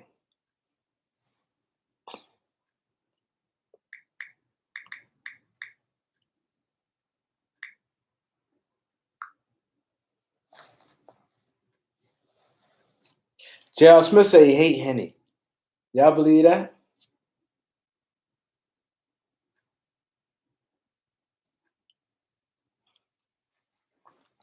Danny Green averaged this year with the Lakers. Danny Green averaged 8 points on 41% from the field. He said he lying. He shot 41% from the field.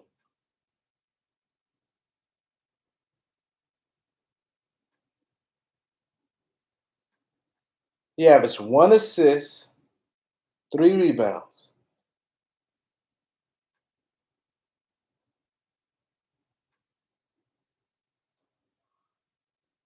I want to see his 3-point percentage, Phil. Where you shoot from 3. 37%. 37%. Who should we sign, Boogie or Dwight? I'm taking Boogie. He shoot 30. I mean 30. What I said? 37. 37% from 3. He don't go to the line at all. You never see Danny Green at the line. Gerald Smith would have been did better than would have did better than he'd be more. You have to watch him a little off the dribble. He'd go crash the ball. He'd go to the line a little more. I agree. You have to think like this in basketball, right? Danny Green, his best to me, and I tell people KCP is better. Danny Green, best thing he do keep that floor open. That's what he do. Because he's standing there and they don't really leave him too much. They don't leave him too much.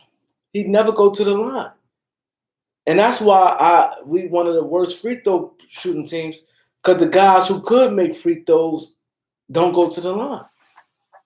He can make free throws, but he never go to the line. He never.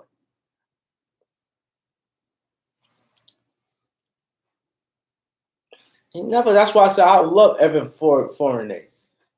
He go to the basket more. He put the ball on the floor. He's just a better player. I don't know why the Lakers thought they was going. If you look at Danny Green, all people say Danny Green. Danny Green always shot like 37, 36% from 3. Always. He was never no 41, 42. Last year he shot 45, was crazy, but didn't do nothing in the playoffs. Yeah. And I think a point guard we need too. A point guard. And we need a wing defender. To me, the Lakers, I think we need, if we keep a player like Danny Green, you definitely got to have a guy like Schroeder. A guy who in a starting lineup who getting his own shot. And that's why I said Boogie being handy because he can score too.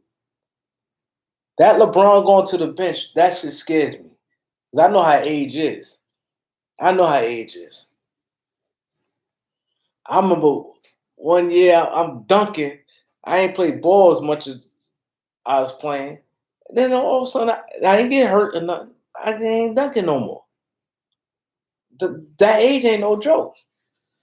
See, some of y'all might be a little younger. Y'all probably look at it as when I be talking about LeBron, yeah, he's in shape and all that. But that shit, I see that shit happen. I just don't feel comfortable relying too much on a guy who will be 36 years old next year. So that's why I've been my homeboy. I be talking to him, man. I want changes at the next year, win or lose. Lose, we definitely gonna do changes. We definitely gonna make changes.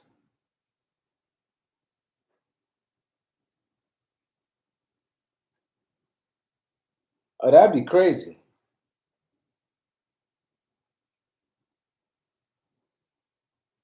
Team like Milwaukee.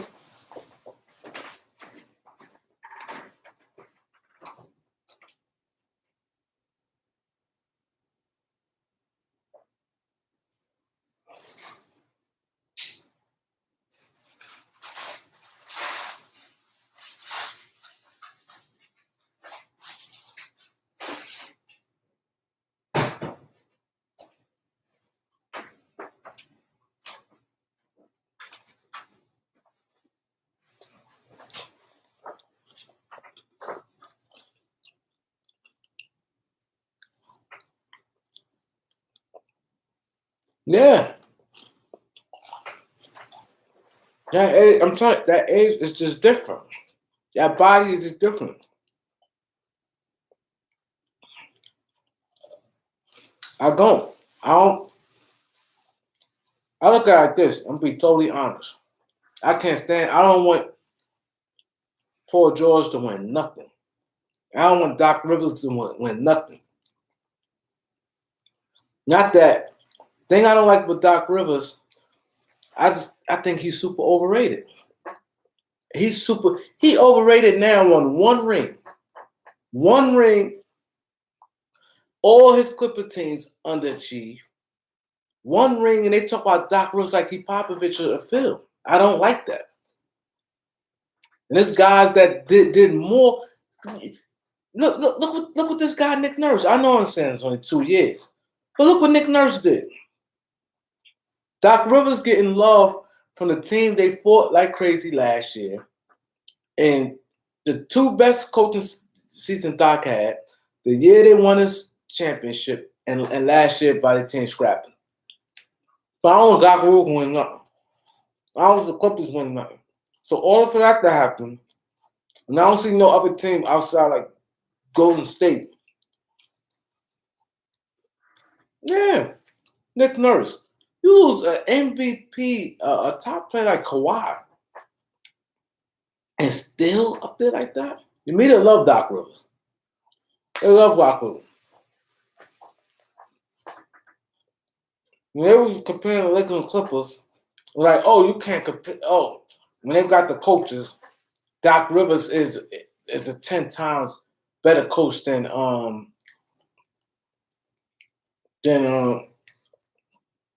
the Lakers coach. How? How Doc Rivers a 10 times better coach than let's look when Doc Rivers coached longer. But let's just say Doc Rivers, what did he do with the Clippers? You guys be on podcasts, we talk about all of the great Clipper teams with Blake Griffin, the Lob City, they won nothing. They was losing the second round. Look what Frank Vogel did with the Pacers. They went against LeBron, Wade, and Bosh. Was taking them nail to nail with a young superstar in Paul George. And he wasn't even a superstar at the time. He's young. And when they was doing this. With Roy Hibbert, who jumps this high. With Crazy Lance. And they was getting nail to nail. Paul George giving up shots and stuff like that. Like, come on. Frank Vogel coached it damn good when he was with the Pacers. Of course, with Orlando, and look what he did with the Lakers. Look at the Lakers last year defense to this year. Just think about it. The Lakers had really good defenders, I think, last year. But I just think Luke ain't not coached them right. That's how you could tell his coaching. You know what I'm saying?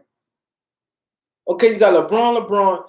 Okay, AD is like, but JaVale was there. Okay, you got everybody. Lonzo was no slouch defensively. Ingram ain't no slouch defensively. Josh Hart.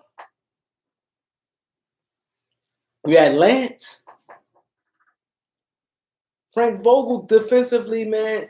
Our team looked better. And we got older players. You can imagine a Frank Vogel with a better, like younger guys. Like, let's think about this. Who kills us? Rondo. Danny Green. Slow on rotations. Guys like that. And Bradley plays, but you can see when Bradley play. I don't know if y'all noticed this, and I brought it up. I don't know if I brought it up to you or I said something to someone in person. Bradley, like, I think the Lakers know because you always see the Lakers sub him out a lot. But I think he got like some type of lingering injury. For some reason, his defense, you see him like early in the game, is like super strong. He's super aggressive. Later on in the game, like when he play like stretches, let's say he play like 7 minutes straight, it tails off. Look at him in the beginning of the game, he's fresh. But like towards his defensive stuff tails off. And you should, a professional, it ain't like he playing, he LeBron, have to carry so much super load. His defense should be, he should be in better shape to be able to defend throughout the whole game. He only playing a couple minutes, like 20-something minutes a game, 21, 22 minutes. Do I think Vogel gonna be coach of the year? No. I think it's gonna be Nick Nurse. I think Nick Nurse gonna get it. But I think he gets some votes. So the reason why is Vogel ain't gonna get it, you got 2 top 5 players in the league on your team. That right there, they're gonna be like, yeah, but they ain't gonna get it. It's gonna be Nick Nurse. And you kind of gotta give it to him. Like they got the same record as us, I think. Maybe let me see. Yeah, they had nobody, and they got players that was injured.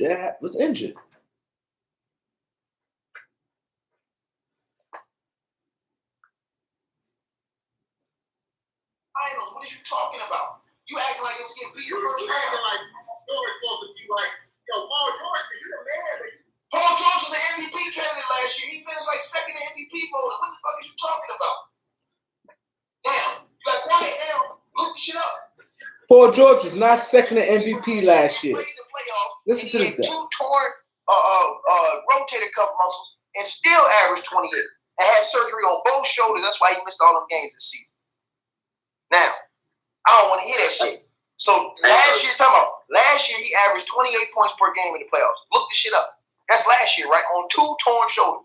Had surgery on both of them after the season, right? But y'all say he didn't show up. The person who didn't show up was Russ, and he was getting his ass cooked by Dame Dollar. Let's go ahead and finish that. Now, he was. In Indiana, he was cooking and showing up against LeBron. He averaged more points than LeBron in the playoffs. Look that shit up. Yeah, what the fuck is y'all talking about? And it was competitive. They almost beat LeBron and them with Paul George and Roy Hibbert, nigga.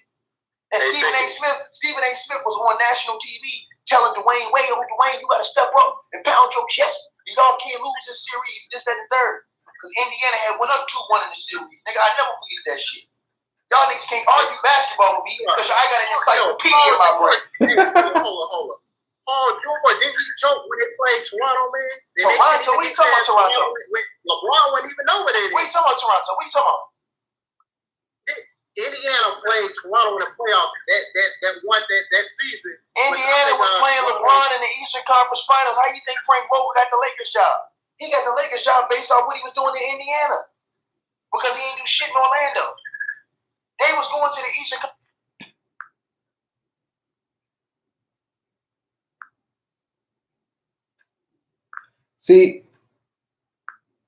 See, he defending Paul George, and Paul George choked a lot. He defend everything outside the Lakers.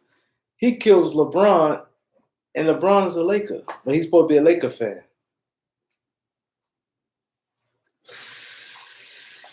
He's saying Paul George was second in last year in the MVP. No, he wasn't. So he talking to somebody who, I ain't gonna say the guy don't know what he talking about. Paul George ain't finished no second last year. Yeah, Harden was over him.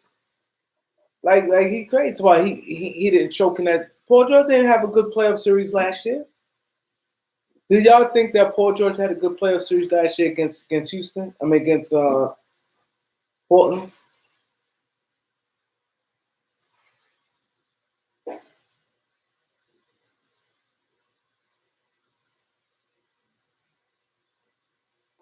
He think he never wrong. He think he never wrong. He thinks he never wrong. You can't argue with him.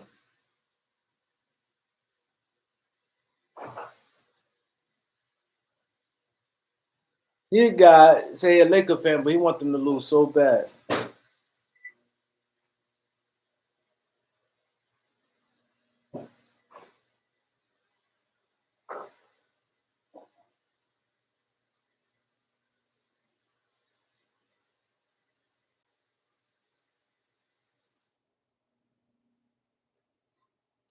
Y'all seen Dame we did the April Fool joke about coming to the Lakers?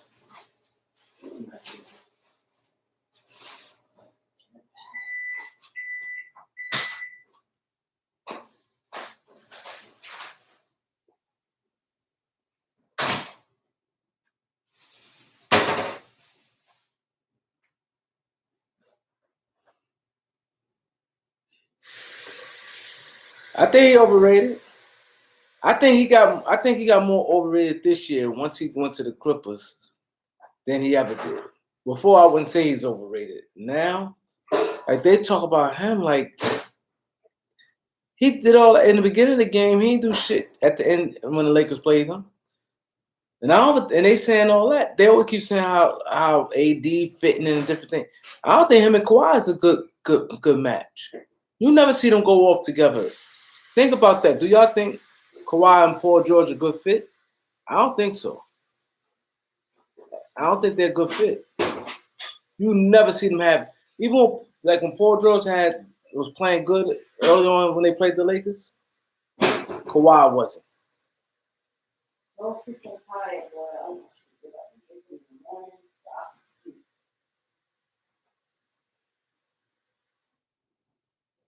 These kids are all freaking.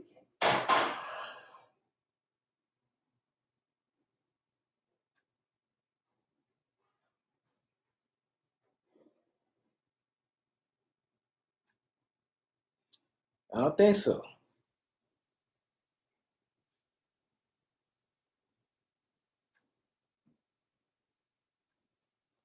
Yeah.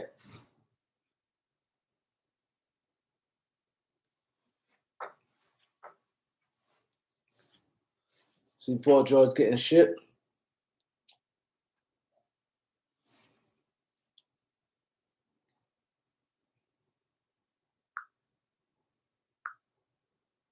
You know what they said? This is what I meant to say. Any of y'all might notice. They said the guy who the guy who was going to the NBA, going to the G League, they say he'd have been number one pick this year in the draft. Is he better than the guy Edwards? Anybody seen this high school player play? They say he'd have been. They said if he's eligible, he could be number one in the draft this year.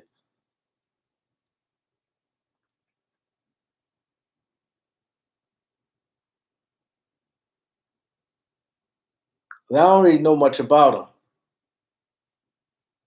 but they said Edwards is a beast.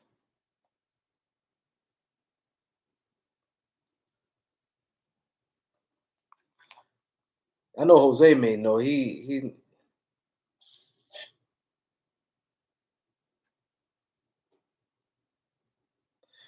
They said he'd been number one this year. You think he better than Edwards? He better? He that good? I think Edwards is a beast. I like Edwards. I think Edwards gonna be a good pro.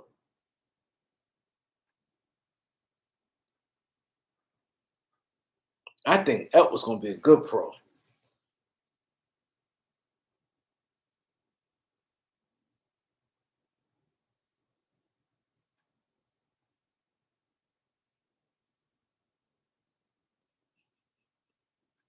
You take Ball over Edwards? See, Ball got that size. But see, the thing what scared me with Ball, like I said, I ain't see him in that type of real type competition.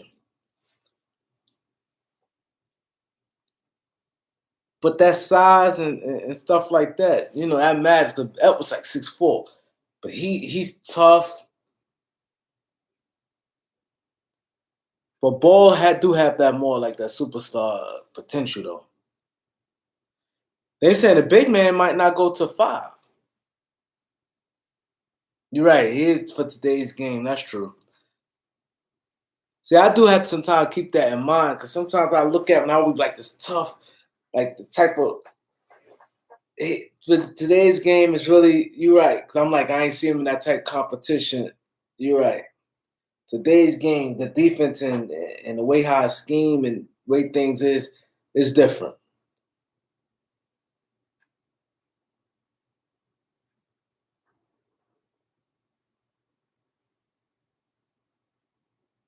Golden State trading that pick. I don't see no way in hell they oh, I got a trade scenario for you guys. If you Golden State, let's say Golden State get, I want to say the second pick. Let's say Golden State get the second pick, right? Let's say Golden State get the second pick. And let's say Atlanta get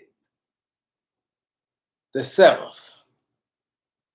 Would you trade if you Golden State and Atlanta come to you and say, I give you the 7th pick and Clint Capella and the 7th pick for the second pick? Would y'all do it? Clint Capella and the 7th pick. Let's say Atlanta get a 7.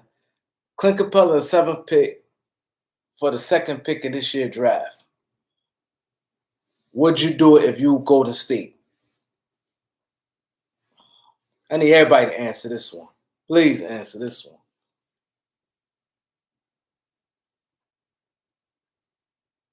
It said no, no.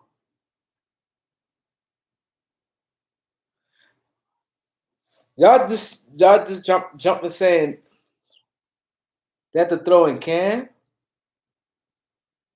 So okay. So for the second pick, that means you feel the player and the second pick in this year's draft, you think he has like superstar or all-star potential? I'm gonna say superstar potential because second pick you should have all-star potential. The reason why I think I might jump on it, Clint Capella, think like this. Golden State, the way was start. Clint Capella is definitely in this NBA is perfect. He's athletic. He catching all the lobs. He know how to stay out the way from the shooters. He blocking everything. He get offensive rebounds. His defense is good. Clint Capella, Draymond Green, Wiggins, Stephen Clay, and you still got the 7th pick. If the 7th pick is that much worse than the second pick, you said you would take Wiseman.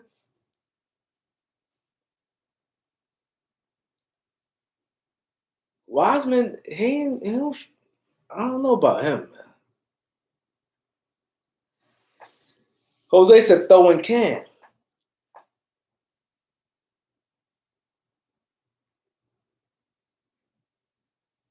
Yeah, I heard him talk about that guy there. I never saw him play. And one thing about me, I've always, if I'm a blow, I'm blowing one of those. I always said early in the draft, I'd be scared to draft some of them guys over there. Now, when you get to like 7 and 8, but that top 5, man, I'm scared to draft them guys. What cat from Auburn? I think I might jump on that if I'm Golden State. Clint Capella upgrades their team immediately. He runs the floor. He fits them. Just think about all the centers they had. He better than all of them. JaVale did a good job. Festus Ezeli did a good job. And he's better than them. Oh, that guy, Okoro. He runs the floor. He blocks shots. He rebounds. And what I like about him, as soon as he blocks, he goes down the court. As soon as he gets a rebound, he gets 3 out, throw it to his man. He's flying down court. and the 7th pick. See, I don't know this draft too well like that. See, that's the thing. I don't know. This draft ain't like last year's draft. Like, it's different between a John Morant at 2 compared to, like a Cam at 7. See, that's the difference.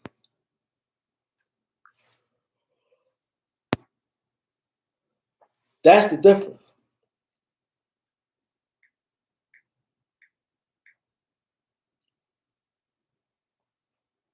Because Golden State gonna be in win now mode.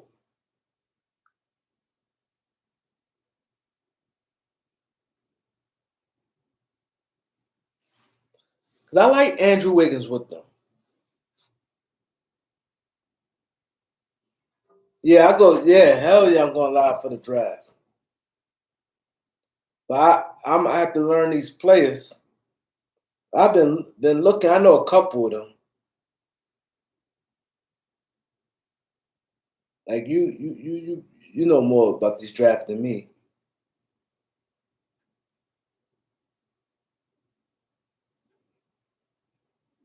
Let me see who they got slotted for 7 on this. Let me see how update this is.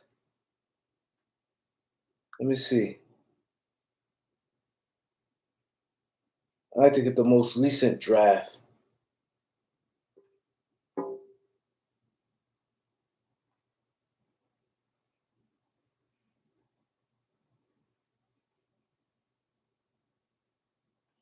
They got 7th, the guy Tyler. Y'all ever heard of him? Tyler. Let me see. Damn, shit went off. 6'5", RJ Hampton, Nico Mannion, Halliburton. Yeah. So those guys around like 7. So you got those guys, and you still can flip. Look how ill Golden State can be. Like if they super in win now mode, they can still flip the 7 for a good player. Obi Toppin. Yeah, I like him. I like him. He reminds me of Stoudemire.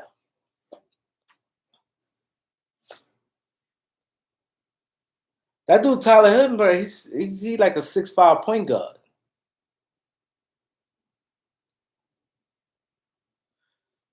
RJ Hampton, he played out there, so I don't really know. But think about this. Golden State is in prime position. Because let's say if they can't get no already made superstar, and then you got to be careful. Because you only really need a center if you think about it. Draymond is Draymond, you're stuck with him. You don't need to 1 and a 2, leave that alone. Don't even think about trading a point guard. I mean, that your top pick for a 1 or a 2. 3, Andrew Wiggins making $27 million. You might as well just see what he can do for your team. So you might as well just be locked in at small forward. Center's your weakest position. Center's your weakest position. And I think out of all the centers in the league, I think Capella fit them perfect. He don't want the ball, which is out their way. Steph a good enough passer, Draymond a good enough passer to give him little alley-oops. And he got that toughness with him. We talked a little, and then he played in big games. I think, just think about it. Who the top centers in the league? The Joker, he wants the ball. He got to have it. I think Capella may fit their team better than anybody I could think of at that center spot.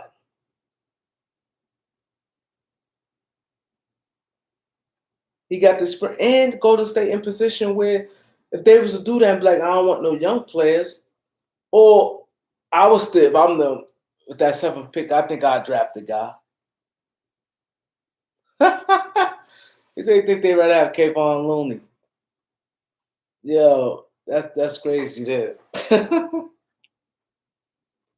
I think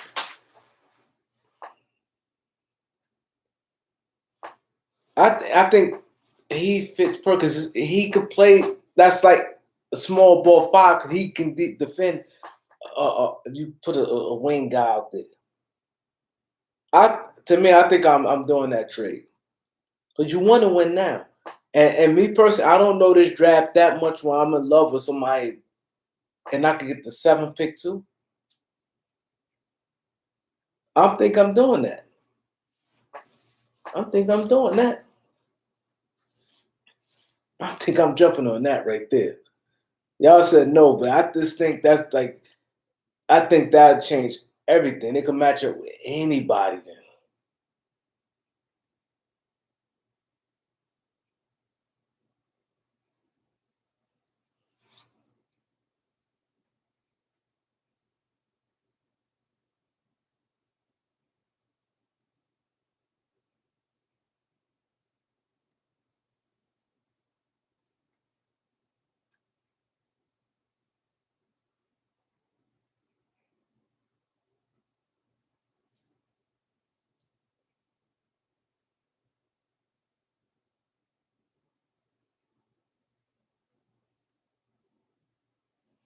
Yeah, I think that's crazy.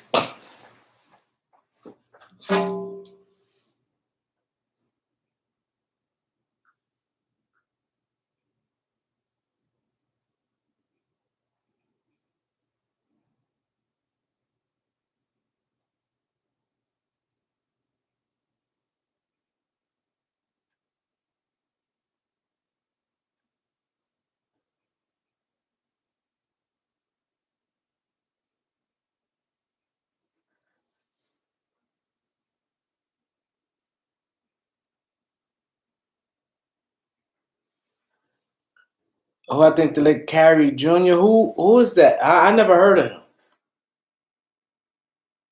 I'm looking him up right now, Carey Jr. And if I'm going to stay, who I take, I had to take the center.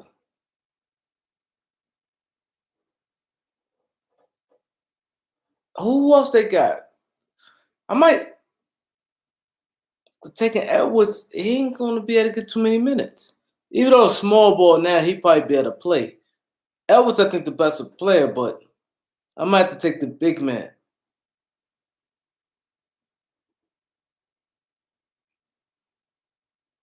Vernon Carey. Okay, I'm looking him up right now.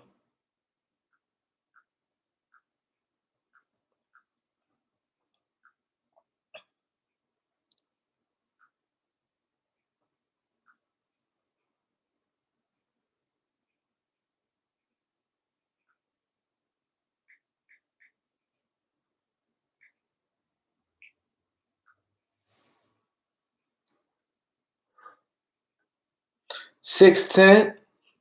Yeah, good size. 6'10", 270. Let me see if he legit 6'10". I'm gonna go to his. He declared from the draft. Oh, 17 points, 8 rebounds. I'm lost on college basketball. Probably because the Lakers are so good this year. Yeah, 17 points, 1.6 blocks, almost 2 blocks a game, 8 rebounds. He shot 57% from the field. Let me see his free throw shooting. 67, not bad. Let me look at his highlights now. See if he legit 6'10". But I hate when they say guys and you look at them, they be like 6'8", and then you be like, oh well.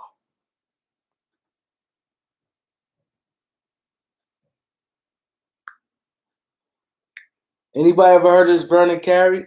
What you like about him? What's his game?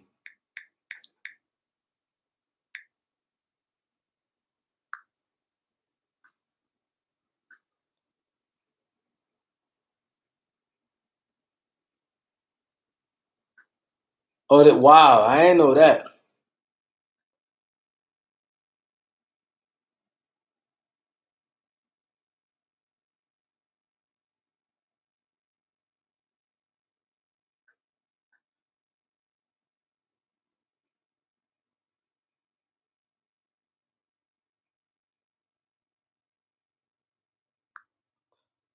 members understand. Look at his highlights.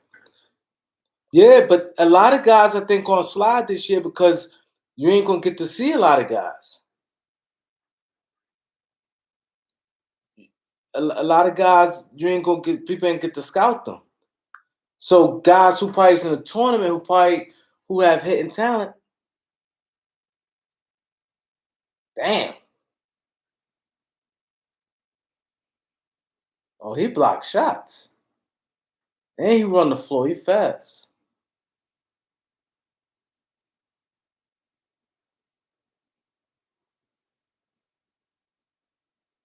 I like he got good first step.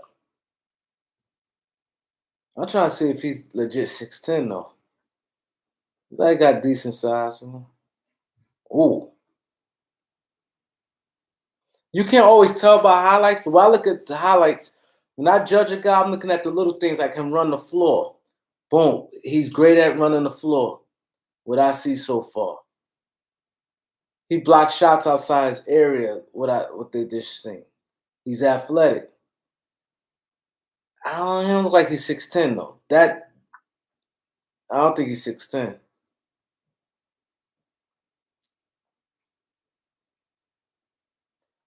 He's aggressive. He's left-handed too.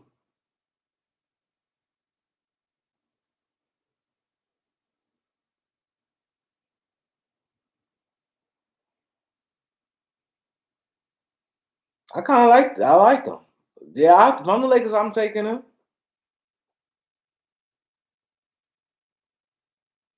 I'm the Lakers, I'm taking him. Because he definitely could play power forward. I was thinking about when you said 6'10", maybe a 4 or 5. I like this kid. He going lottery. Lake nowhere in the world. And he played with Duke. Not like he playing with Ole Miss.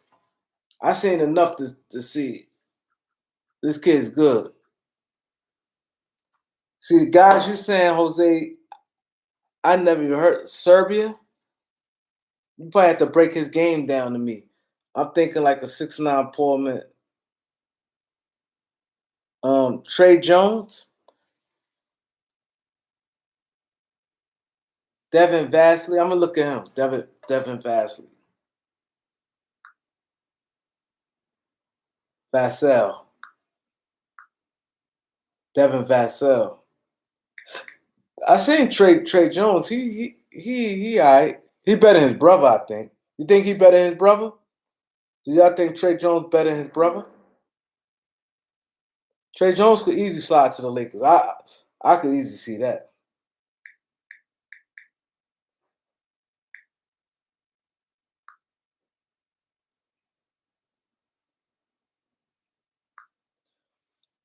Break down this guy here real quick.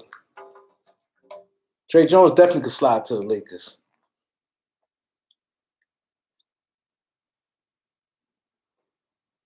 He averaged 12 points, 41% from the 3, 5 rebounds. This guy, Derek Vassell. He could shoot.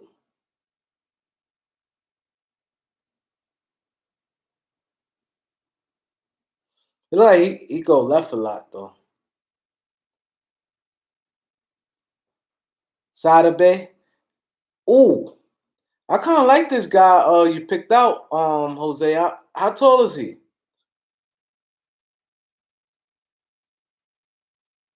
He got some speed to him.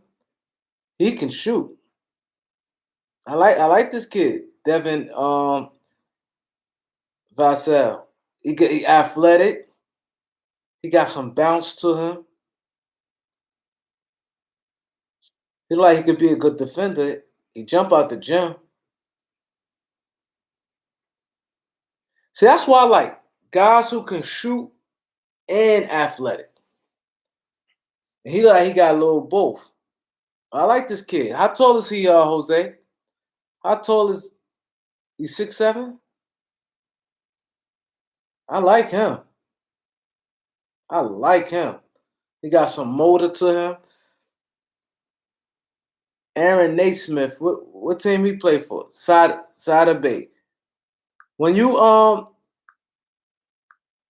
mention these players, put they like position and size next to them. I like him, Derek Vassell. Out of all the players, since you kind of know these guys, who you would like the Lakers to pick?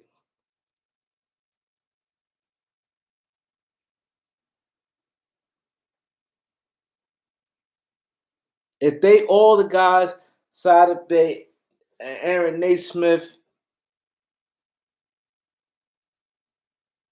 Vassell, Trey Jones, who you like the Lakers to pick? Who y'all like the Lakers to pick? Realistically, I like this kid Vassell. I don't know what year anything he in.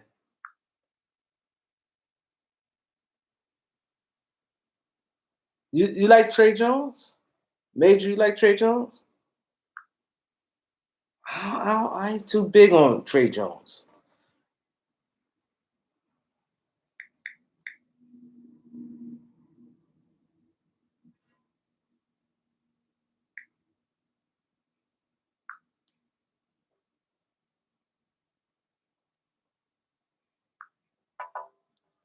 I ain't that big on Trey Jones. I like Carey. But me looking at him, one thing I could spot stuff quick. I don't see it.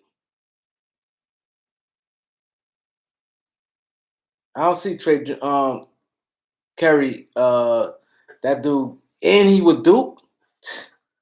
I don't see it. I think he's nowhere in the world. Lakers don't have the 29th pick. Yeah, I'm watching Sada Bay now. Kyrie Lewis. So you said you would take Ramsey or Kyrie Lewis if you're the Lakers over the dude Vassell, Devin Vassell?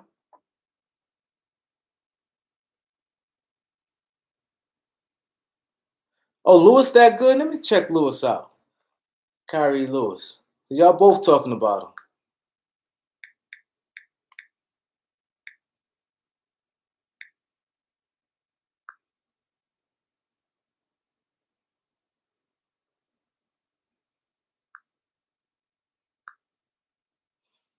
Checking out the guy Lewis from Alabama.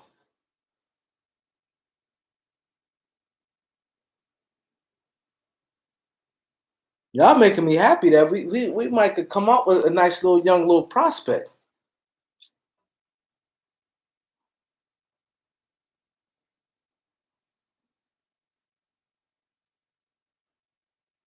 He's 6'3" guard, sophomore point guard. 6'3", nice size for a point guard. Oh, Vassell gonna be gone?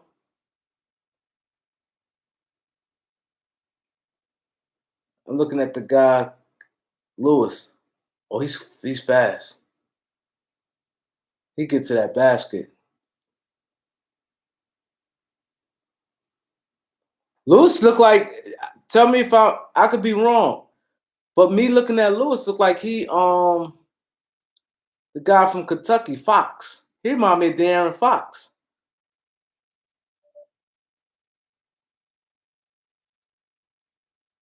This guy, where he's from? This guy remind me of Fox. Tell me if I'm right. This guy, Kyrie. He's lightning quick.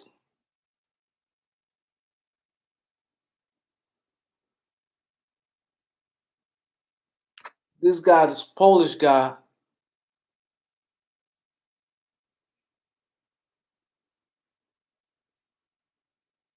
I like this Kyrie guy. Yeah, I like him. He can pass. He lightning quick. Nice size for a point guard. He remind me of De'Aaron Fox, I swear. He play like De'Aaron Fox. I ain't seen him shoot no jump shot yet, though. Everything been to the basket, but he lightning quick. And he's a sophomore. This is probably a good draft.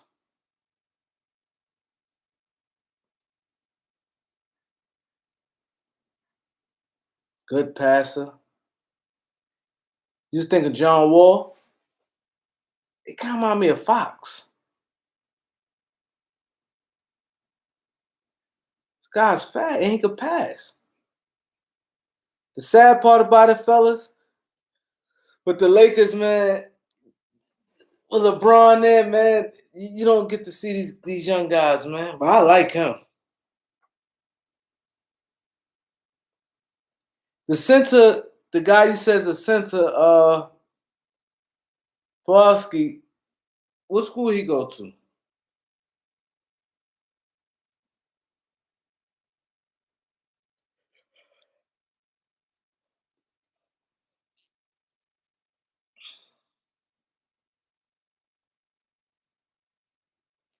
Yo, this guy, the couple guys y'all sent me, I like these guys, man.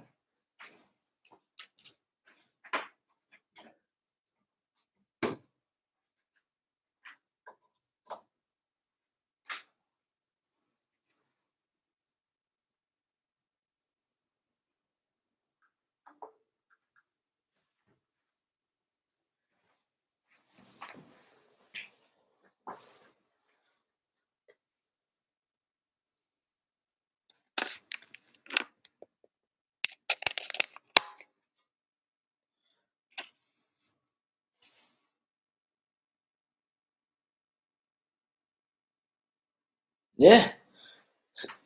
I'm saying I'm gonna look at him more on details on more, but I like him. Since you said the other guy, I like the other guy too. I like Vassell and him, Lewis and Vassell. But we do need a point guard, and that's what we need. Today's NBA that tight speed, but can he shoot? I ain't seen him shoot a jumper yet. Y'all need to tell me if this guy can shoot.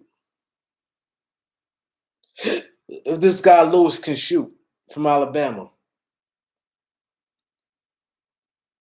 can he shoot? Well, at least if it's decent, because I seen everything to the basket. He ain't even like he even hesitated. He beat this man off the dribble quick. He's lightning quick. He's lightning quick. I like him. Him and Vassell. But y'all said he may be gone. And I ain't get to look at the Polish guy. I said he said very smooth.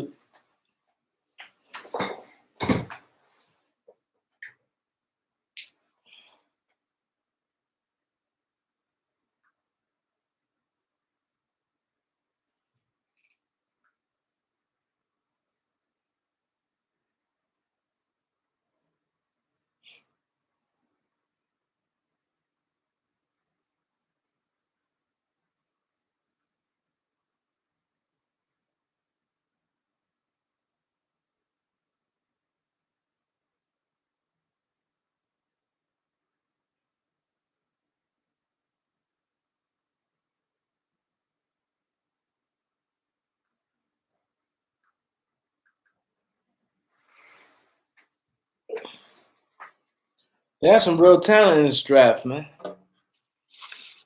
I do some more scouting. Y'all got me lost. Another guy, Ramsey. What position he play?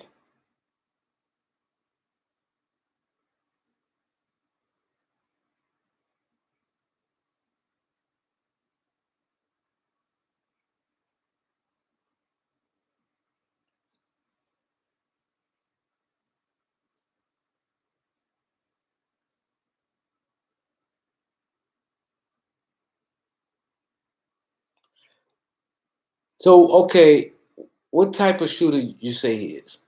Like about like Russ Westbrook, John Wall type shooter, or he shoot a little better than them? How's his form look? Everything I saw went to the basket.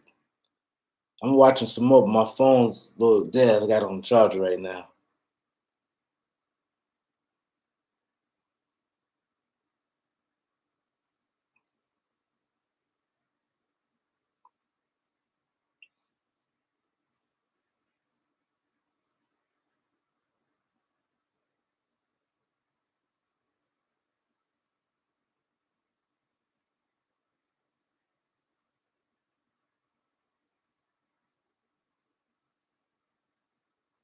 Oh, he shoot a little bit better than them. Oh, he shoot like Westbrook. That ain't bad. If it's like Westbrook. As long as it's not like nobody who just can't, like a Ben Simmons. So that's the thing. Westbrook. One thing Westbrook do shoot that thing. So will he be there for the Lakers, y'all think? Or y'all think he's gone? Cause y'all said Kyrie gonna be gone. You said Vassell gonna be gone. How Ramsey is? I ain't get to look at him on my phone.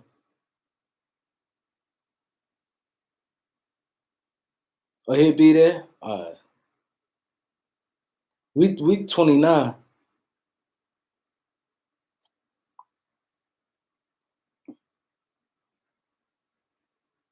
So Minion Kafor. You like Minion? Who game you see Minion is like? Who you compare Minion to on that next level?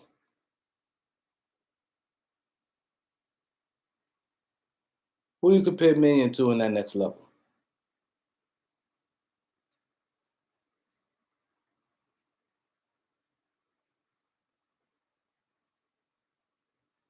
But you know what I think the Lakers will probably do? Pick like a senior. I think they'll pick like a senior. Junior probably be the lowest. They'll pick like a junior or senior.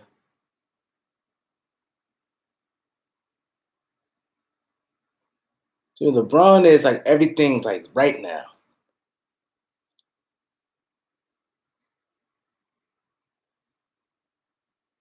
Who Nico Minion on that next level? Who game he's like?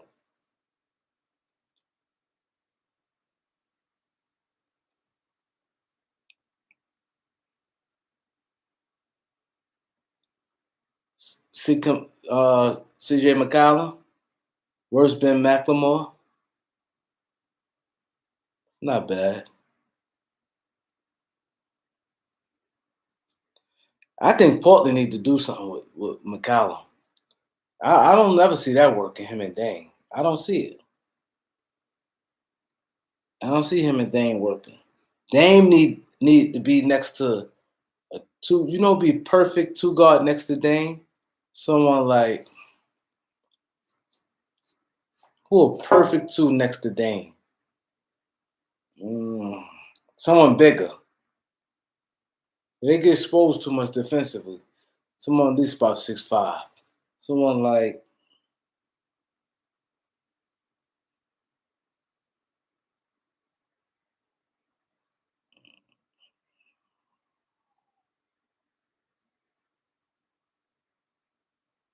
a DeRozan, I think would be good for Dame. Someone like that. I think DeRozan would be good for Dame. Who else? Derek White. He only like 6'3", really. And he to me, I think he better point guard. I don't think he know two. And what's name need more like a bigger athletic guy. Oh, Nico. Oh, my bad. I'm sorry, Major. That's Nico. Oh, okay. Nico Mannion. Okay. I was thinking about a perfect two guard next to Dame. Guys who I think could fit perfect. Could Dame that playing with a 6'2" point guard and CJ? I don't like that. I think DeRozan be perfect for Dame. Who else would be a perfect two guard for Dame?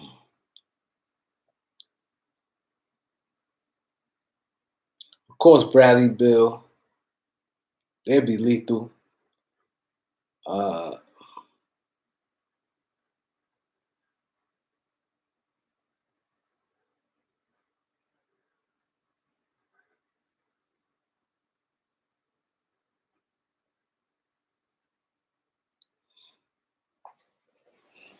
Even a guy like I think it'd be good for him too.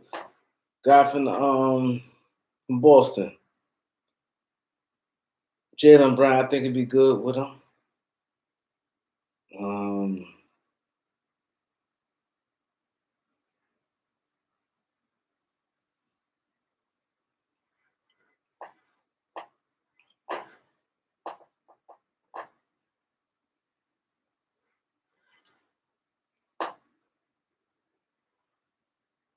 I like Derek White though. Zach LaVine.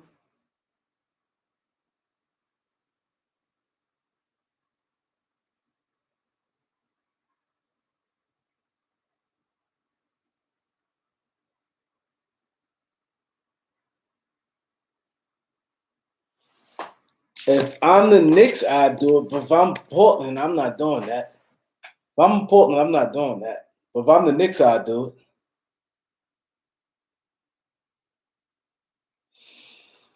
No way in the world I'm Portland up to that. No way.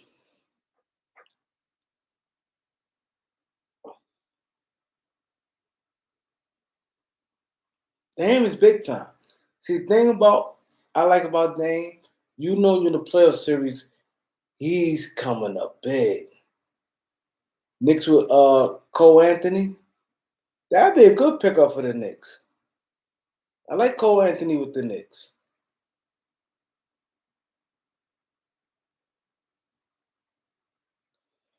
Portland, I'm not. Dame, I like Dame. I'm not trading no Dame. You have CJ. And then I'm not doing it for that package. I'm not doing it for that package. I'm not a fan of Kevin Knox. Now they're not going nowhere. Portland not going nowhere, but I just think you ain't really moving needle with that because you look at, okay, Portis and Randall both fight same position. So it's like you got Crowd there, Mitchell Robinson. Ooh, I like that. I'm Philadelphia, I'm doing that. I'm Philly, I'm doing that. And I'm Portland, I'm doing that. I think that is perfect. Because now you got Ben Simmons with CJ. They need some more sides. And Dame with Embiid. Dame, I think, with the perfect. Yeah, I think Dame is perfect with Embiid. The mindset, and I think oh man. I like that. I just want Philly to make with Dame and Josh Richardson in the backcourt. I think that's a good backcourt. Tobias Harris at the 3. I'll bring Al off the bench. I don't like Al and the B starting. And I get a power forward that's I like that. Philly will be a problem. Philly will be a Dame knocker, and he's clutch. See, you ain't worrying about that now. It brings back to that Jimmy Butler situation. I like that. If I'm Philadelphia, I like that trade. I like that trade for both teams. I'm Portland, I'm doing it. Because like you said, they're not going anywhere. You got CJ already. I'm doing that. You get a younger player, a big matchup nightmare, and Ben Simmons. I like that trade for both teams. I really do. I like that Dame for Ben Simmons. Straight up, I like that trade. Portland stuck. So Eric, would you do that Dame for Ben Simmons? I like that trade. Would you do that? Yeah, Portland stuck in the middle, but would you trade Dame? If you Portland, would you give Dame for Ben Simmons? If you Philadelphia, would you do Dame for Ben Simmons? I like it. I'm doing that both teams.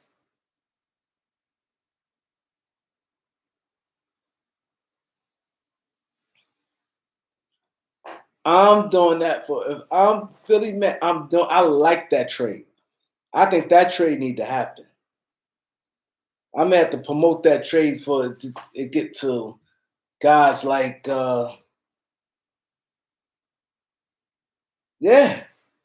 Simmons. See, that's what that little back Dame and CJ is not working. It's not working. Simmons plays some D. And the thing about Simmons, he can match up as a power forward, but he can be running a point. I like that. Jose said, "Who your team, Eric?" He said, "Who your favorite team in the NBA?" Jose said, "Who your favorite team in the NBA?" But I like that. That trade could throw in Stephen A. and them guys. I would love to stir some stuff like that up. I think that works for both teams. Lakers since '94. Lakers since '94.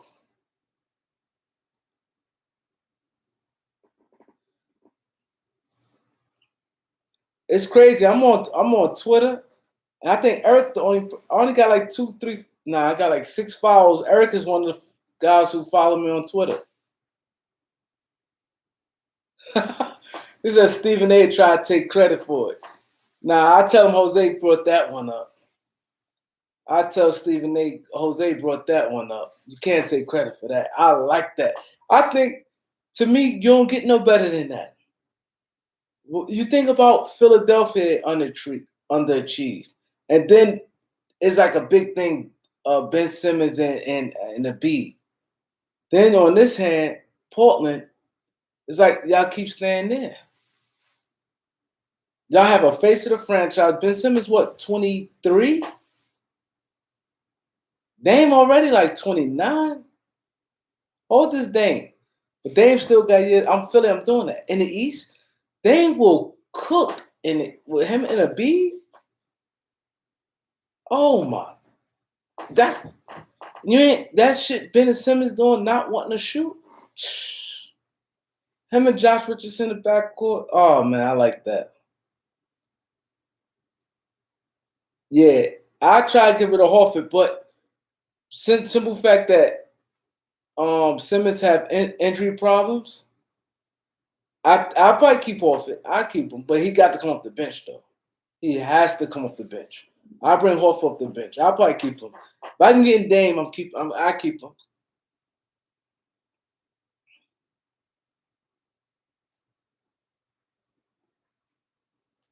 The reason why I don't think Harden gets shot right now, I don't see it. Because one thing, Daryl Morey and they like star hungry. I'm gonna tell you, I'm gonna break down the reason why I don't think Harden will get shit. One, they too star hungry. Houston, every time an all-star come available, they don't have cap space. They make calls, they star heavy. They love stars. One.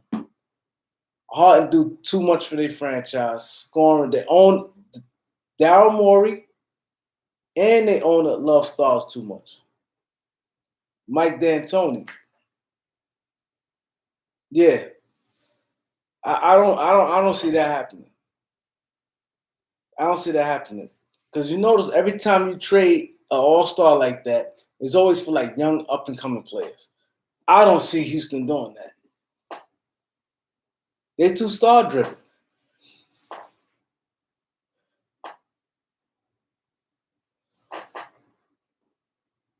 They love stars, man. Which is nothing wrong. It's a good thing. But I just don't see them doing that. And they own a new owner? Nah.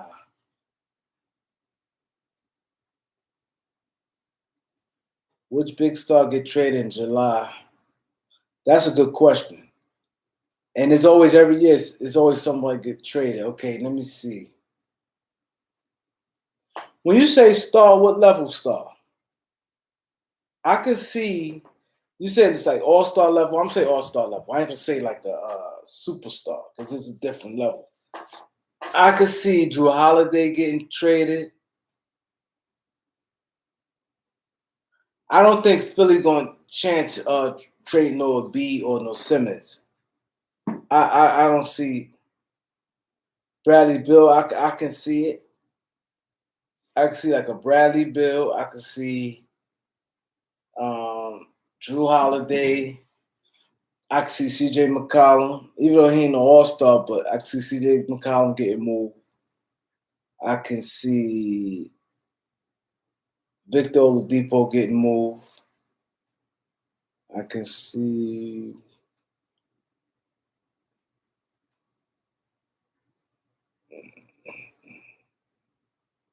he said Miles Turner. Kevin Love. I can see Kevin Love getting moved.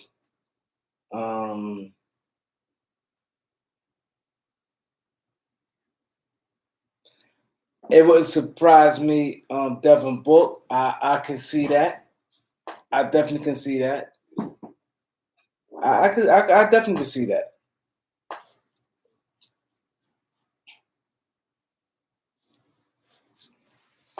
But every year is always like that. Because somebody gonna start complaining. You know how that go. Nobody's saying nothing now, but soon it goes. Somebody gonna start not wanting to be where they at.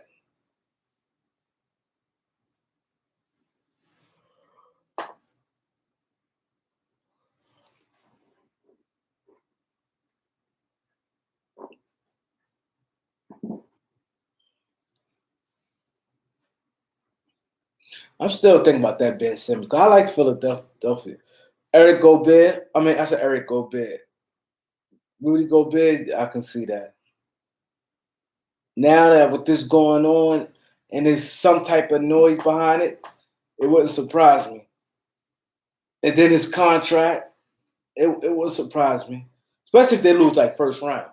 If Utah go home first round with his contract, I can easily see them putting them up. I can easily see that.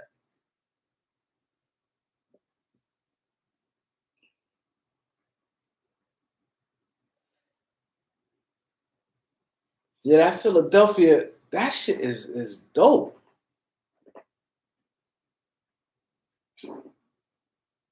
Steven Adams. He ain't no star, but I can see him on the move. I can see Chris Paul on the move.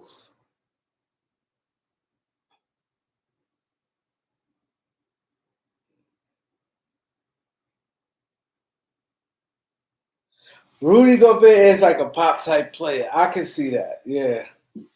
I agree with you. Yo, I can see Rudy Gobert and pop. I see that. I see that. That's definitely like a pop type of player. He like them like guys from other countries.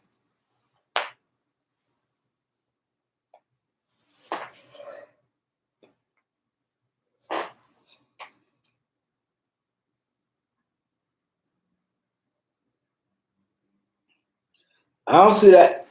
The Lakers can't get that much money together. Because Paul gonna be making $40 million.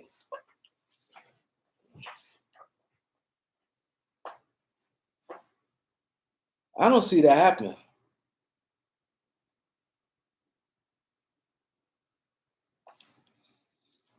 $40 million, I just don't see it.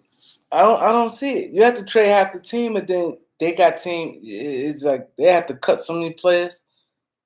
It'd be hard, and I don't think they got that many free agents this year. But they could just slide them in. He had to take a pay cut. And see, the thing is, he said he liked it out there.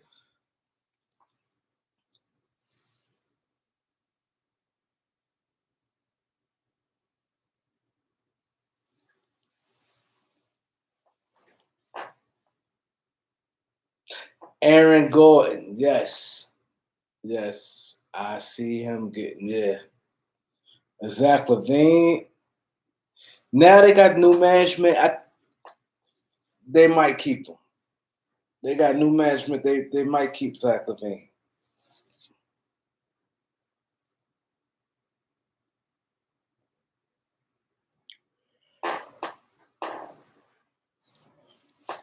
I definitely believe Philly would be looking to trade Tobias Harris. I bet they wouldn't hesitate to move him. They don't pay enough money, probably like, man, if we could find a sucker, shit.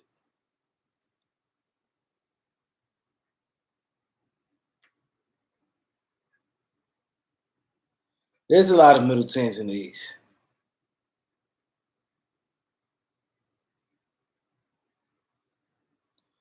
He did. He got like that Mozgov.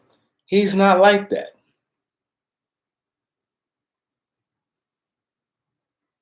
I think Middleton a little better than him, but Middleton, they got the same contract.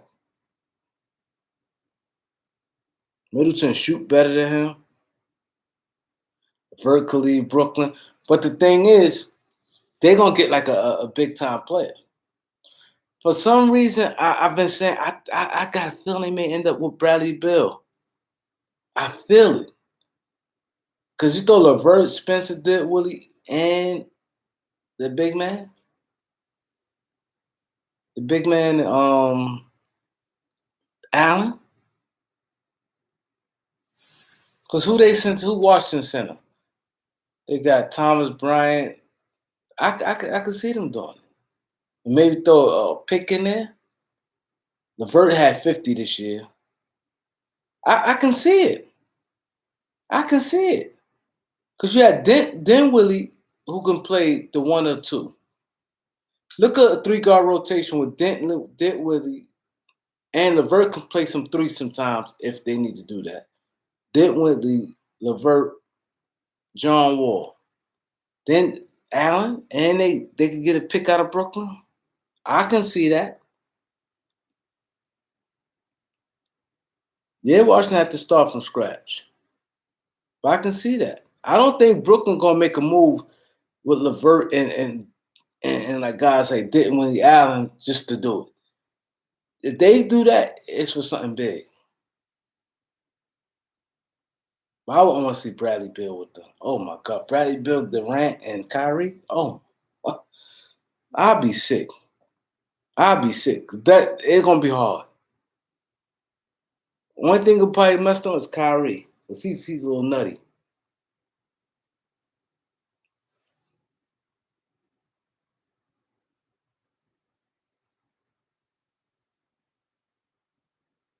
They're gonna be good.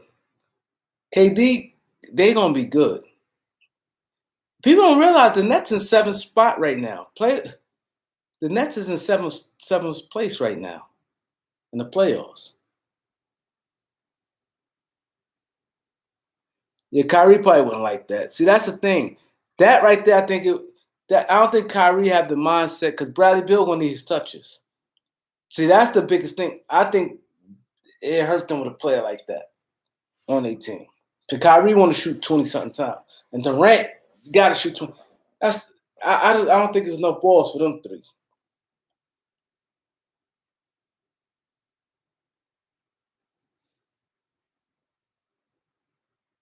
Yeah. I think Brooklyn got a good team the way they is. Sometimes you don't need too much of that firepower like that. And the crazy shit, Dinwiddie could score and LeVert can score. And bring Joe Harris back. They got a ready-made team. They got size with DeAndre Jordan and Allen. I think power forward, they need to fix that. I think anything, that's what they need to fix. That power forward position. Now, if they get somebody like Millsap in free agency, oh my. Can you imagine they get Millsap? A starting lineup of DeAndre Jordan, Millsap, Durant, LeVert, or no, Joe Harris. But they'll probably start Joe Harris. Joe Harris and Kyrie. And off the bench, Dinwiddie, LeVert, and Allen. Oh, man. And what's the name of play? See, that's the type of player they could be able to get of Millsap because he ended his career.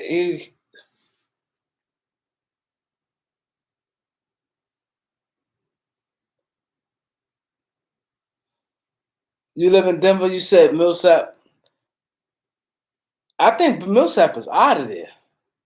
I don't think Denver If Denver don't do good in the playoff this year, I don't see them getting want Millsap. They got Michael Porter already waiting in the wings. I know he played at 3, but Millsap is like kind of washed up right now. You like Millsap? Jared Allen's a center though. Millsap is like perfect for a team like Jersey. He don't have to, he kind of like washed right now, but he good enough for them. The Nets need a power forward. He good enough. He gonna get them some games where he playing good, some games he not. But he gonna be a professional. He gonna rebound. He always gonna play tough. But a team like Denver need more bang for their buck. You like Millsap for the Nuggets? Yeah, I definitely see Gary Harris could be traded. Yeah, I think Denver gave Millsap too much money. Now he's a free agent. I think they'd be glad to let him go.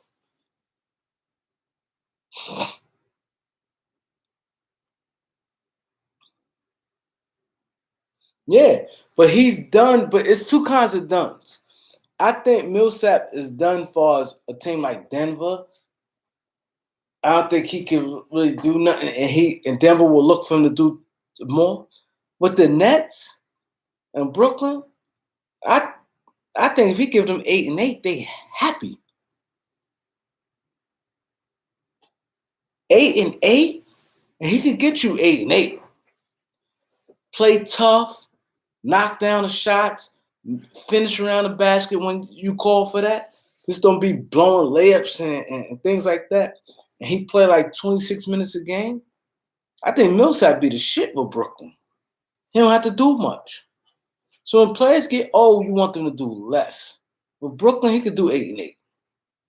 He get you 2 points a quarter. That's his 8 points. And he still can rebound.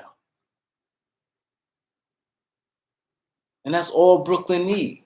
Because you got Joe Harris outside shooting. Kyrie and Durant. That's 50 points right there. You got DeAndre Jordan dunking them out. Then Dent Whitley and Spencer and LeVert off the bench. Ooh. Oh, man. And Millsap a type guy, $4 million type guy for Brooklyn. Perfect. Because Brooklyn weakness, they don't have no power forward. They have no power. They got two good centers. You know what I'm saying? They got Durant.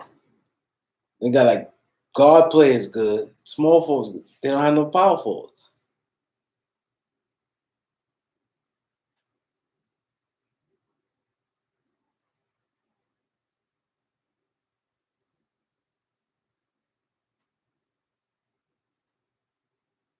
You said Will Barton is garbage?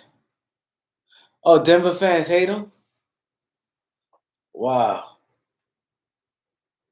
How the weather out there in Colorado right now?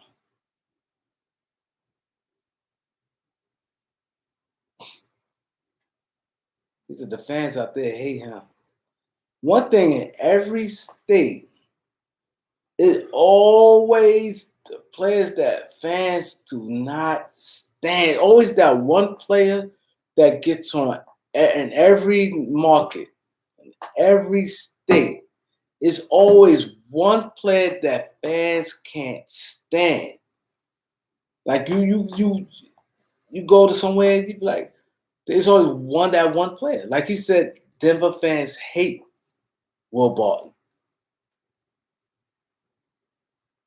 Harrison Barnes contract, yeah. Harrison Barnes contract is terrible.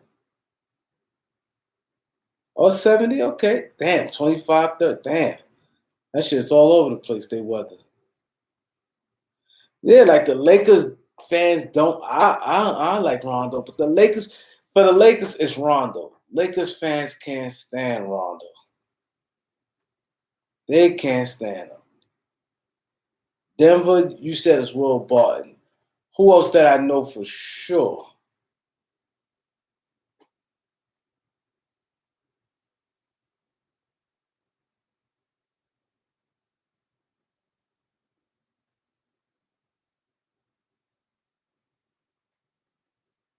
Caldwell Pope, a lot of Laker fans, he caught a lot of flack.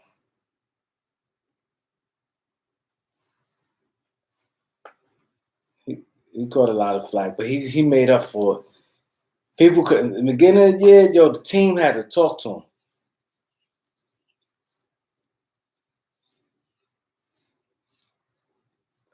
Now, see, the thing with Rondo, fans was fucking with Rondo in the beginning.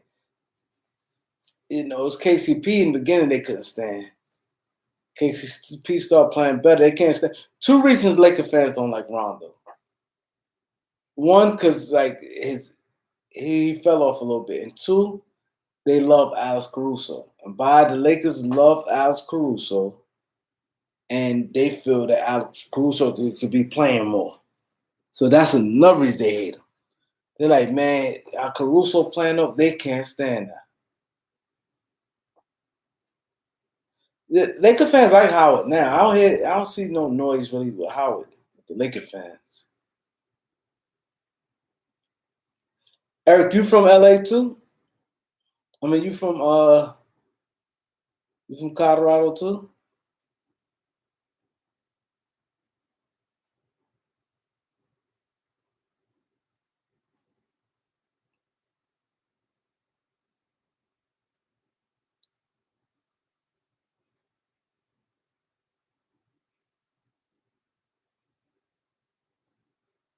Oh, you in LA? Okay. Diehard Laker fan. It's nice out there in LA, man. It is nice. See, the good thing with you being in LA, you get to hear all like talk. You hear the news like the local reporters. You get all like the radios and radio stations. Like our radio station, they talk about the Knicks. You get to hear all that, so you should hear all type of rumors and stuff. Yeah, I'm watching the NFL draft. You know what's crazy? The WNBA, they need to step their game up. They had their draft. I did a live today, right, on Instagram. And I want to watch the WNBA draft. And I'm going on Google. There's no information about it. I know the girl went to the Knicks. The white girl from Oregon went to the Knicks. Well, not the Knicks, but you know, the New York team. Yeah, it's not that. Yo, I can't even Google and see who went where. It probably wasn't in yet. You know how they had to put things to the social media or Google, whatever. Man, I Googled it while I was on live with y'all. It's Sabrina, yeah. That's her name. I know she was going to New York. They said she like surefire #1 pick. And then she spoke at Kobe Memorial, so you know her name is big. But I want to see who my Sparks pick. I'm a Sparks fan. Yeah, it was on ESPN. But I did a live, so I couldn't catch it. I did a live at 7. It came on at 7. And I was going to watch it. I'm like, damn, but I had to do this live. Yeah. Yeah, she's supposed to be nice. You know, I saw a little bit of her game on TV. Yeah, she has like, look, and she has that fire. Like she type gonna be the face of the franchise on the Knicks team. And the thing about her, they're gonna promote her. The NBA they're gonna love having her because she that type of she fiery. She got the team. She got the little passing and you know I saw her play one time because I got up on her. The first time I got up on her, I saw her in the picture with Kobe. This may be like in November. They were saying something, she idle, and I saw her like this, and he fake guarded her. I'm like, who is this? And I don't like Connecticut.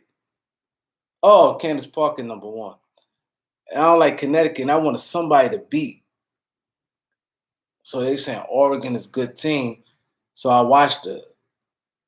I only saw her play one time. Then I was saying highlights. She's good.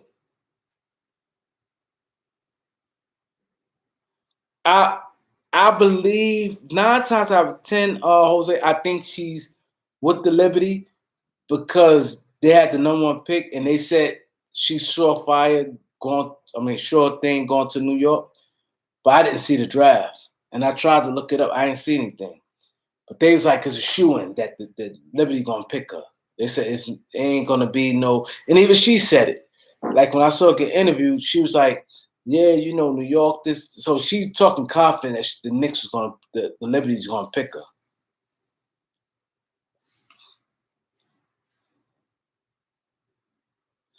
That's why she gonna bring her ratings. She got that like Steve Nash, Luca type of appeal to her. Then she's in a big market. But the bad part about it, the WNBA, they normally start around Mother's Day.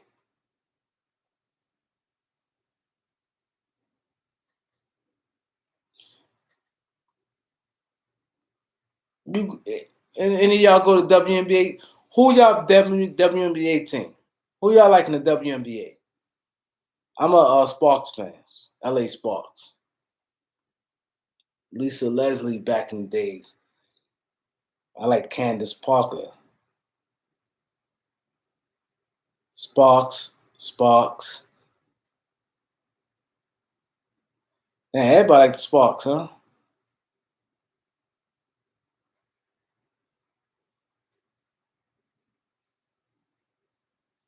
He said Skylar Dickinson. She got traded. She ain't on who she play for now?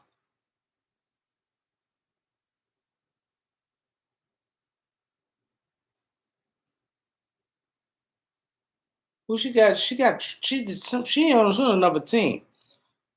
I think she played Minnesota now. Or Chicago. Who she play with? Chicago, okay. Yeah. Then she just got married too, I think. Phoenix?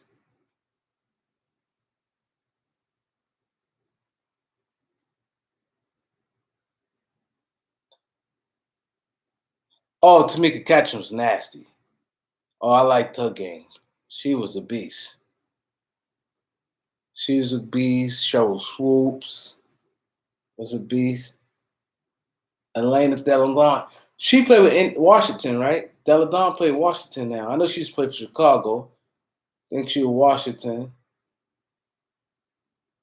Phoenix, I ain't gonna lie, I thought Big Girl was gonna dominate. What's Big Girl name again from Phoenix? I thought she was gonna dominate the league. I said she gonna dominate. I said Phoenix gonna take it. So nobody ain't gonna guard her.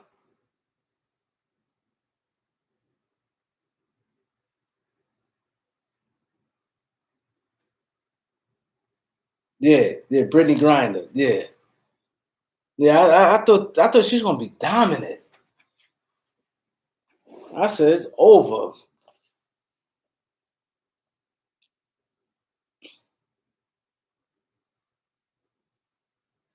I like the twins, the Sparks got on their team.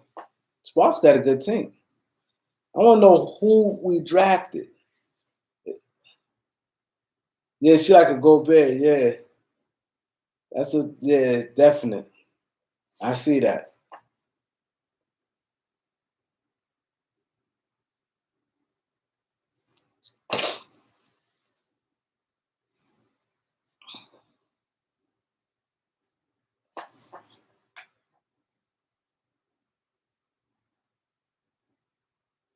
But she's a beast in college.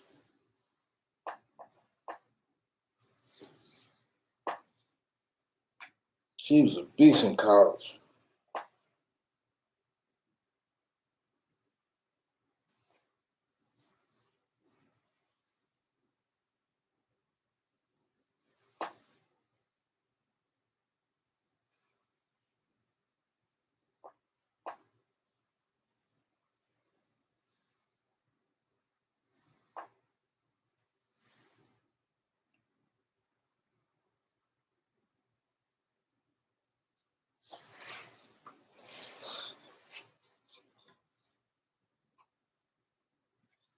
Yeah, so I'm gonna come back on Sunday, or maybe tomorrow. I'm watching. Yeah, see, tomorrow my day gonna be full. It's Diana Taurasi is a beast. I'm watching that rap battle. I mean, Teddy Riley versus Babyface. And the Beat 139, we got our anniversary tomorrow.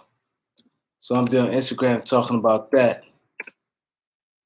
We started 2 years ago at the Beat 139 podcast. Got some new interviews out. Beatrice Momentary from Miami. I never heard of that. I never heard of her.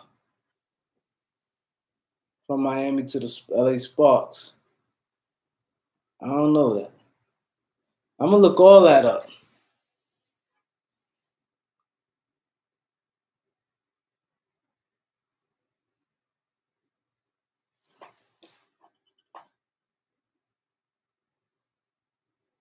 What position she play?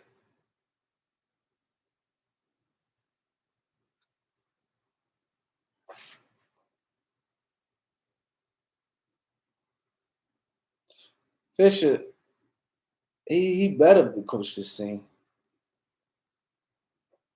I like our team. Oh, she a center? We need a center.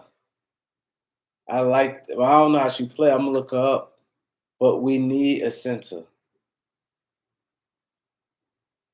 Last year we was in the playoff days getting a lot of all offensive rebounds. I was mad. Thing I don't like about the women sometimes, y'all can have a good team and one of them get pregnant. I remember we had a good team that year when Candace Parker got pregnant. I'm like, oh my God.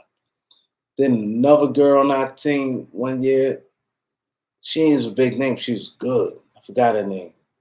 She got pregnant. I'm like, damn, man. It's like that shit you always have to worry about. Women, it's like so much.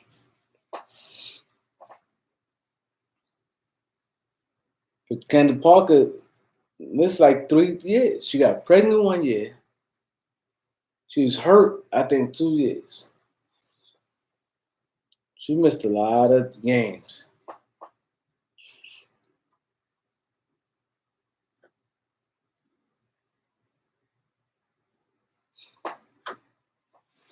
Yeah, so they had Babyface versus Teddy Riley tomorrow. And I'll be on Instagram tomorrow, the Beat 139. That's the podcast right there. Y'all go to YouTube and subscribe. I think all y'all subscribe to YouTube already to the Beat 139 podcast. That's my podcast right there, the Beat 139 on YouTube. You know, got some interviews out there.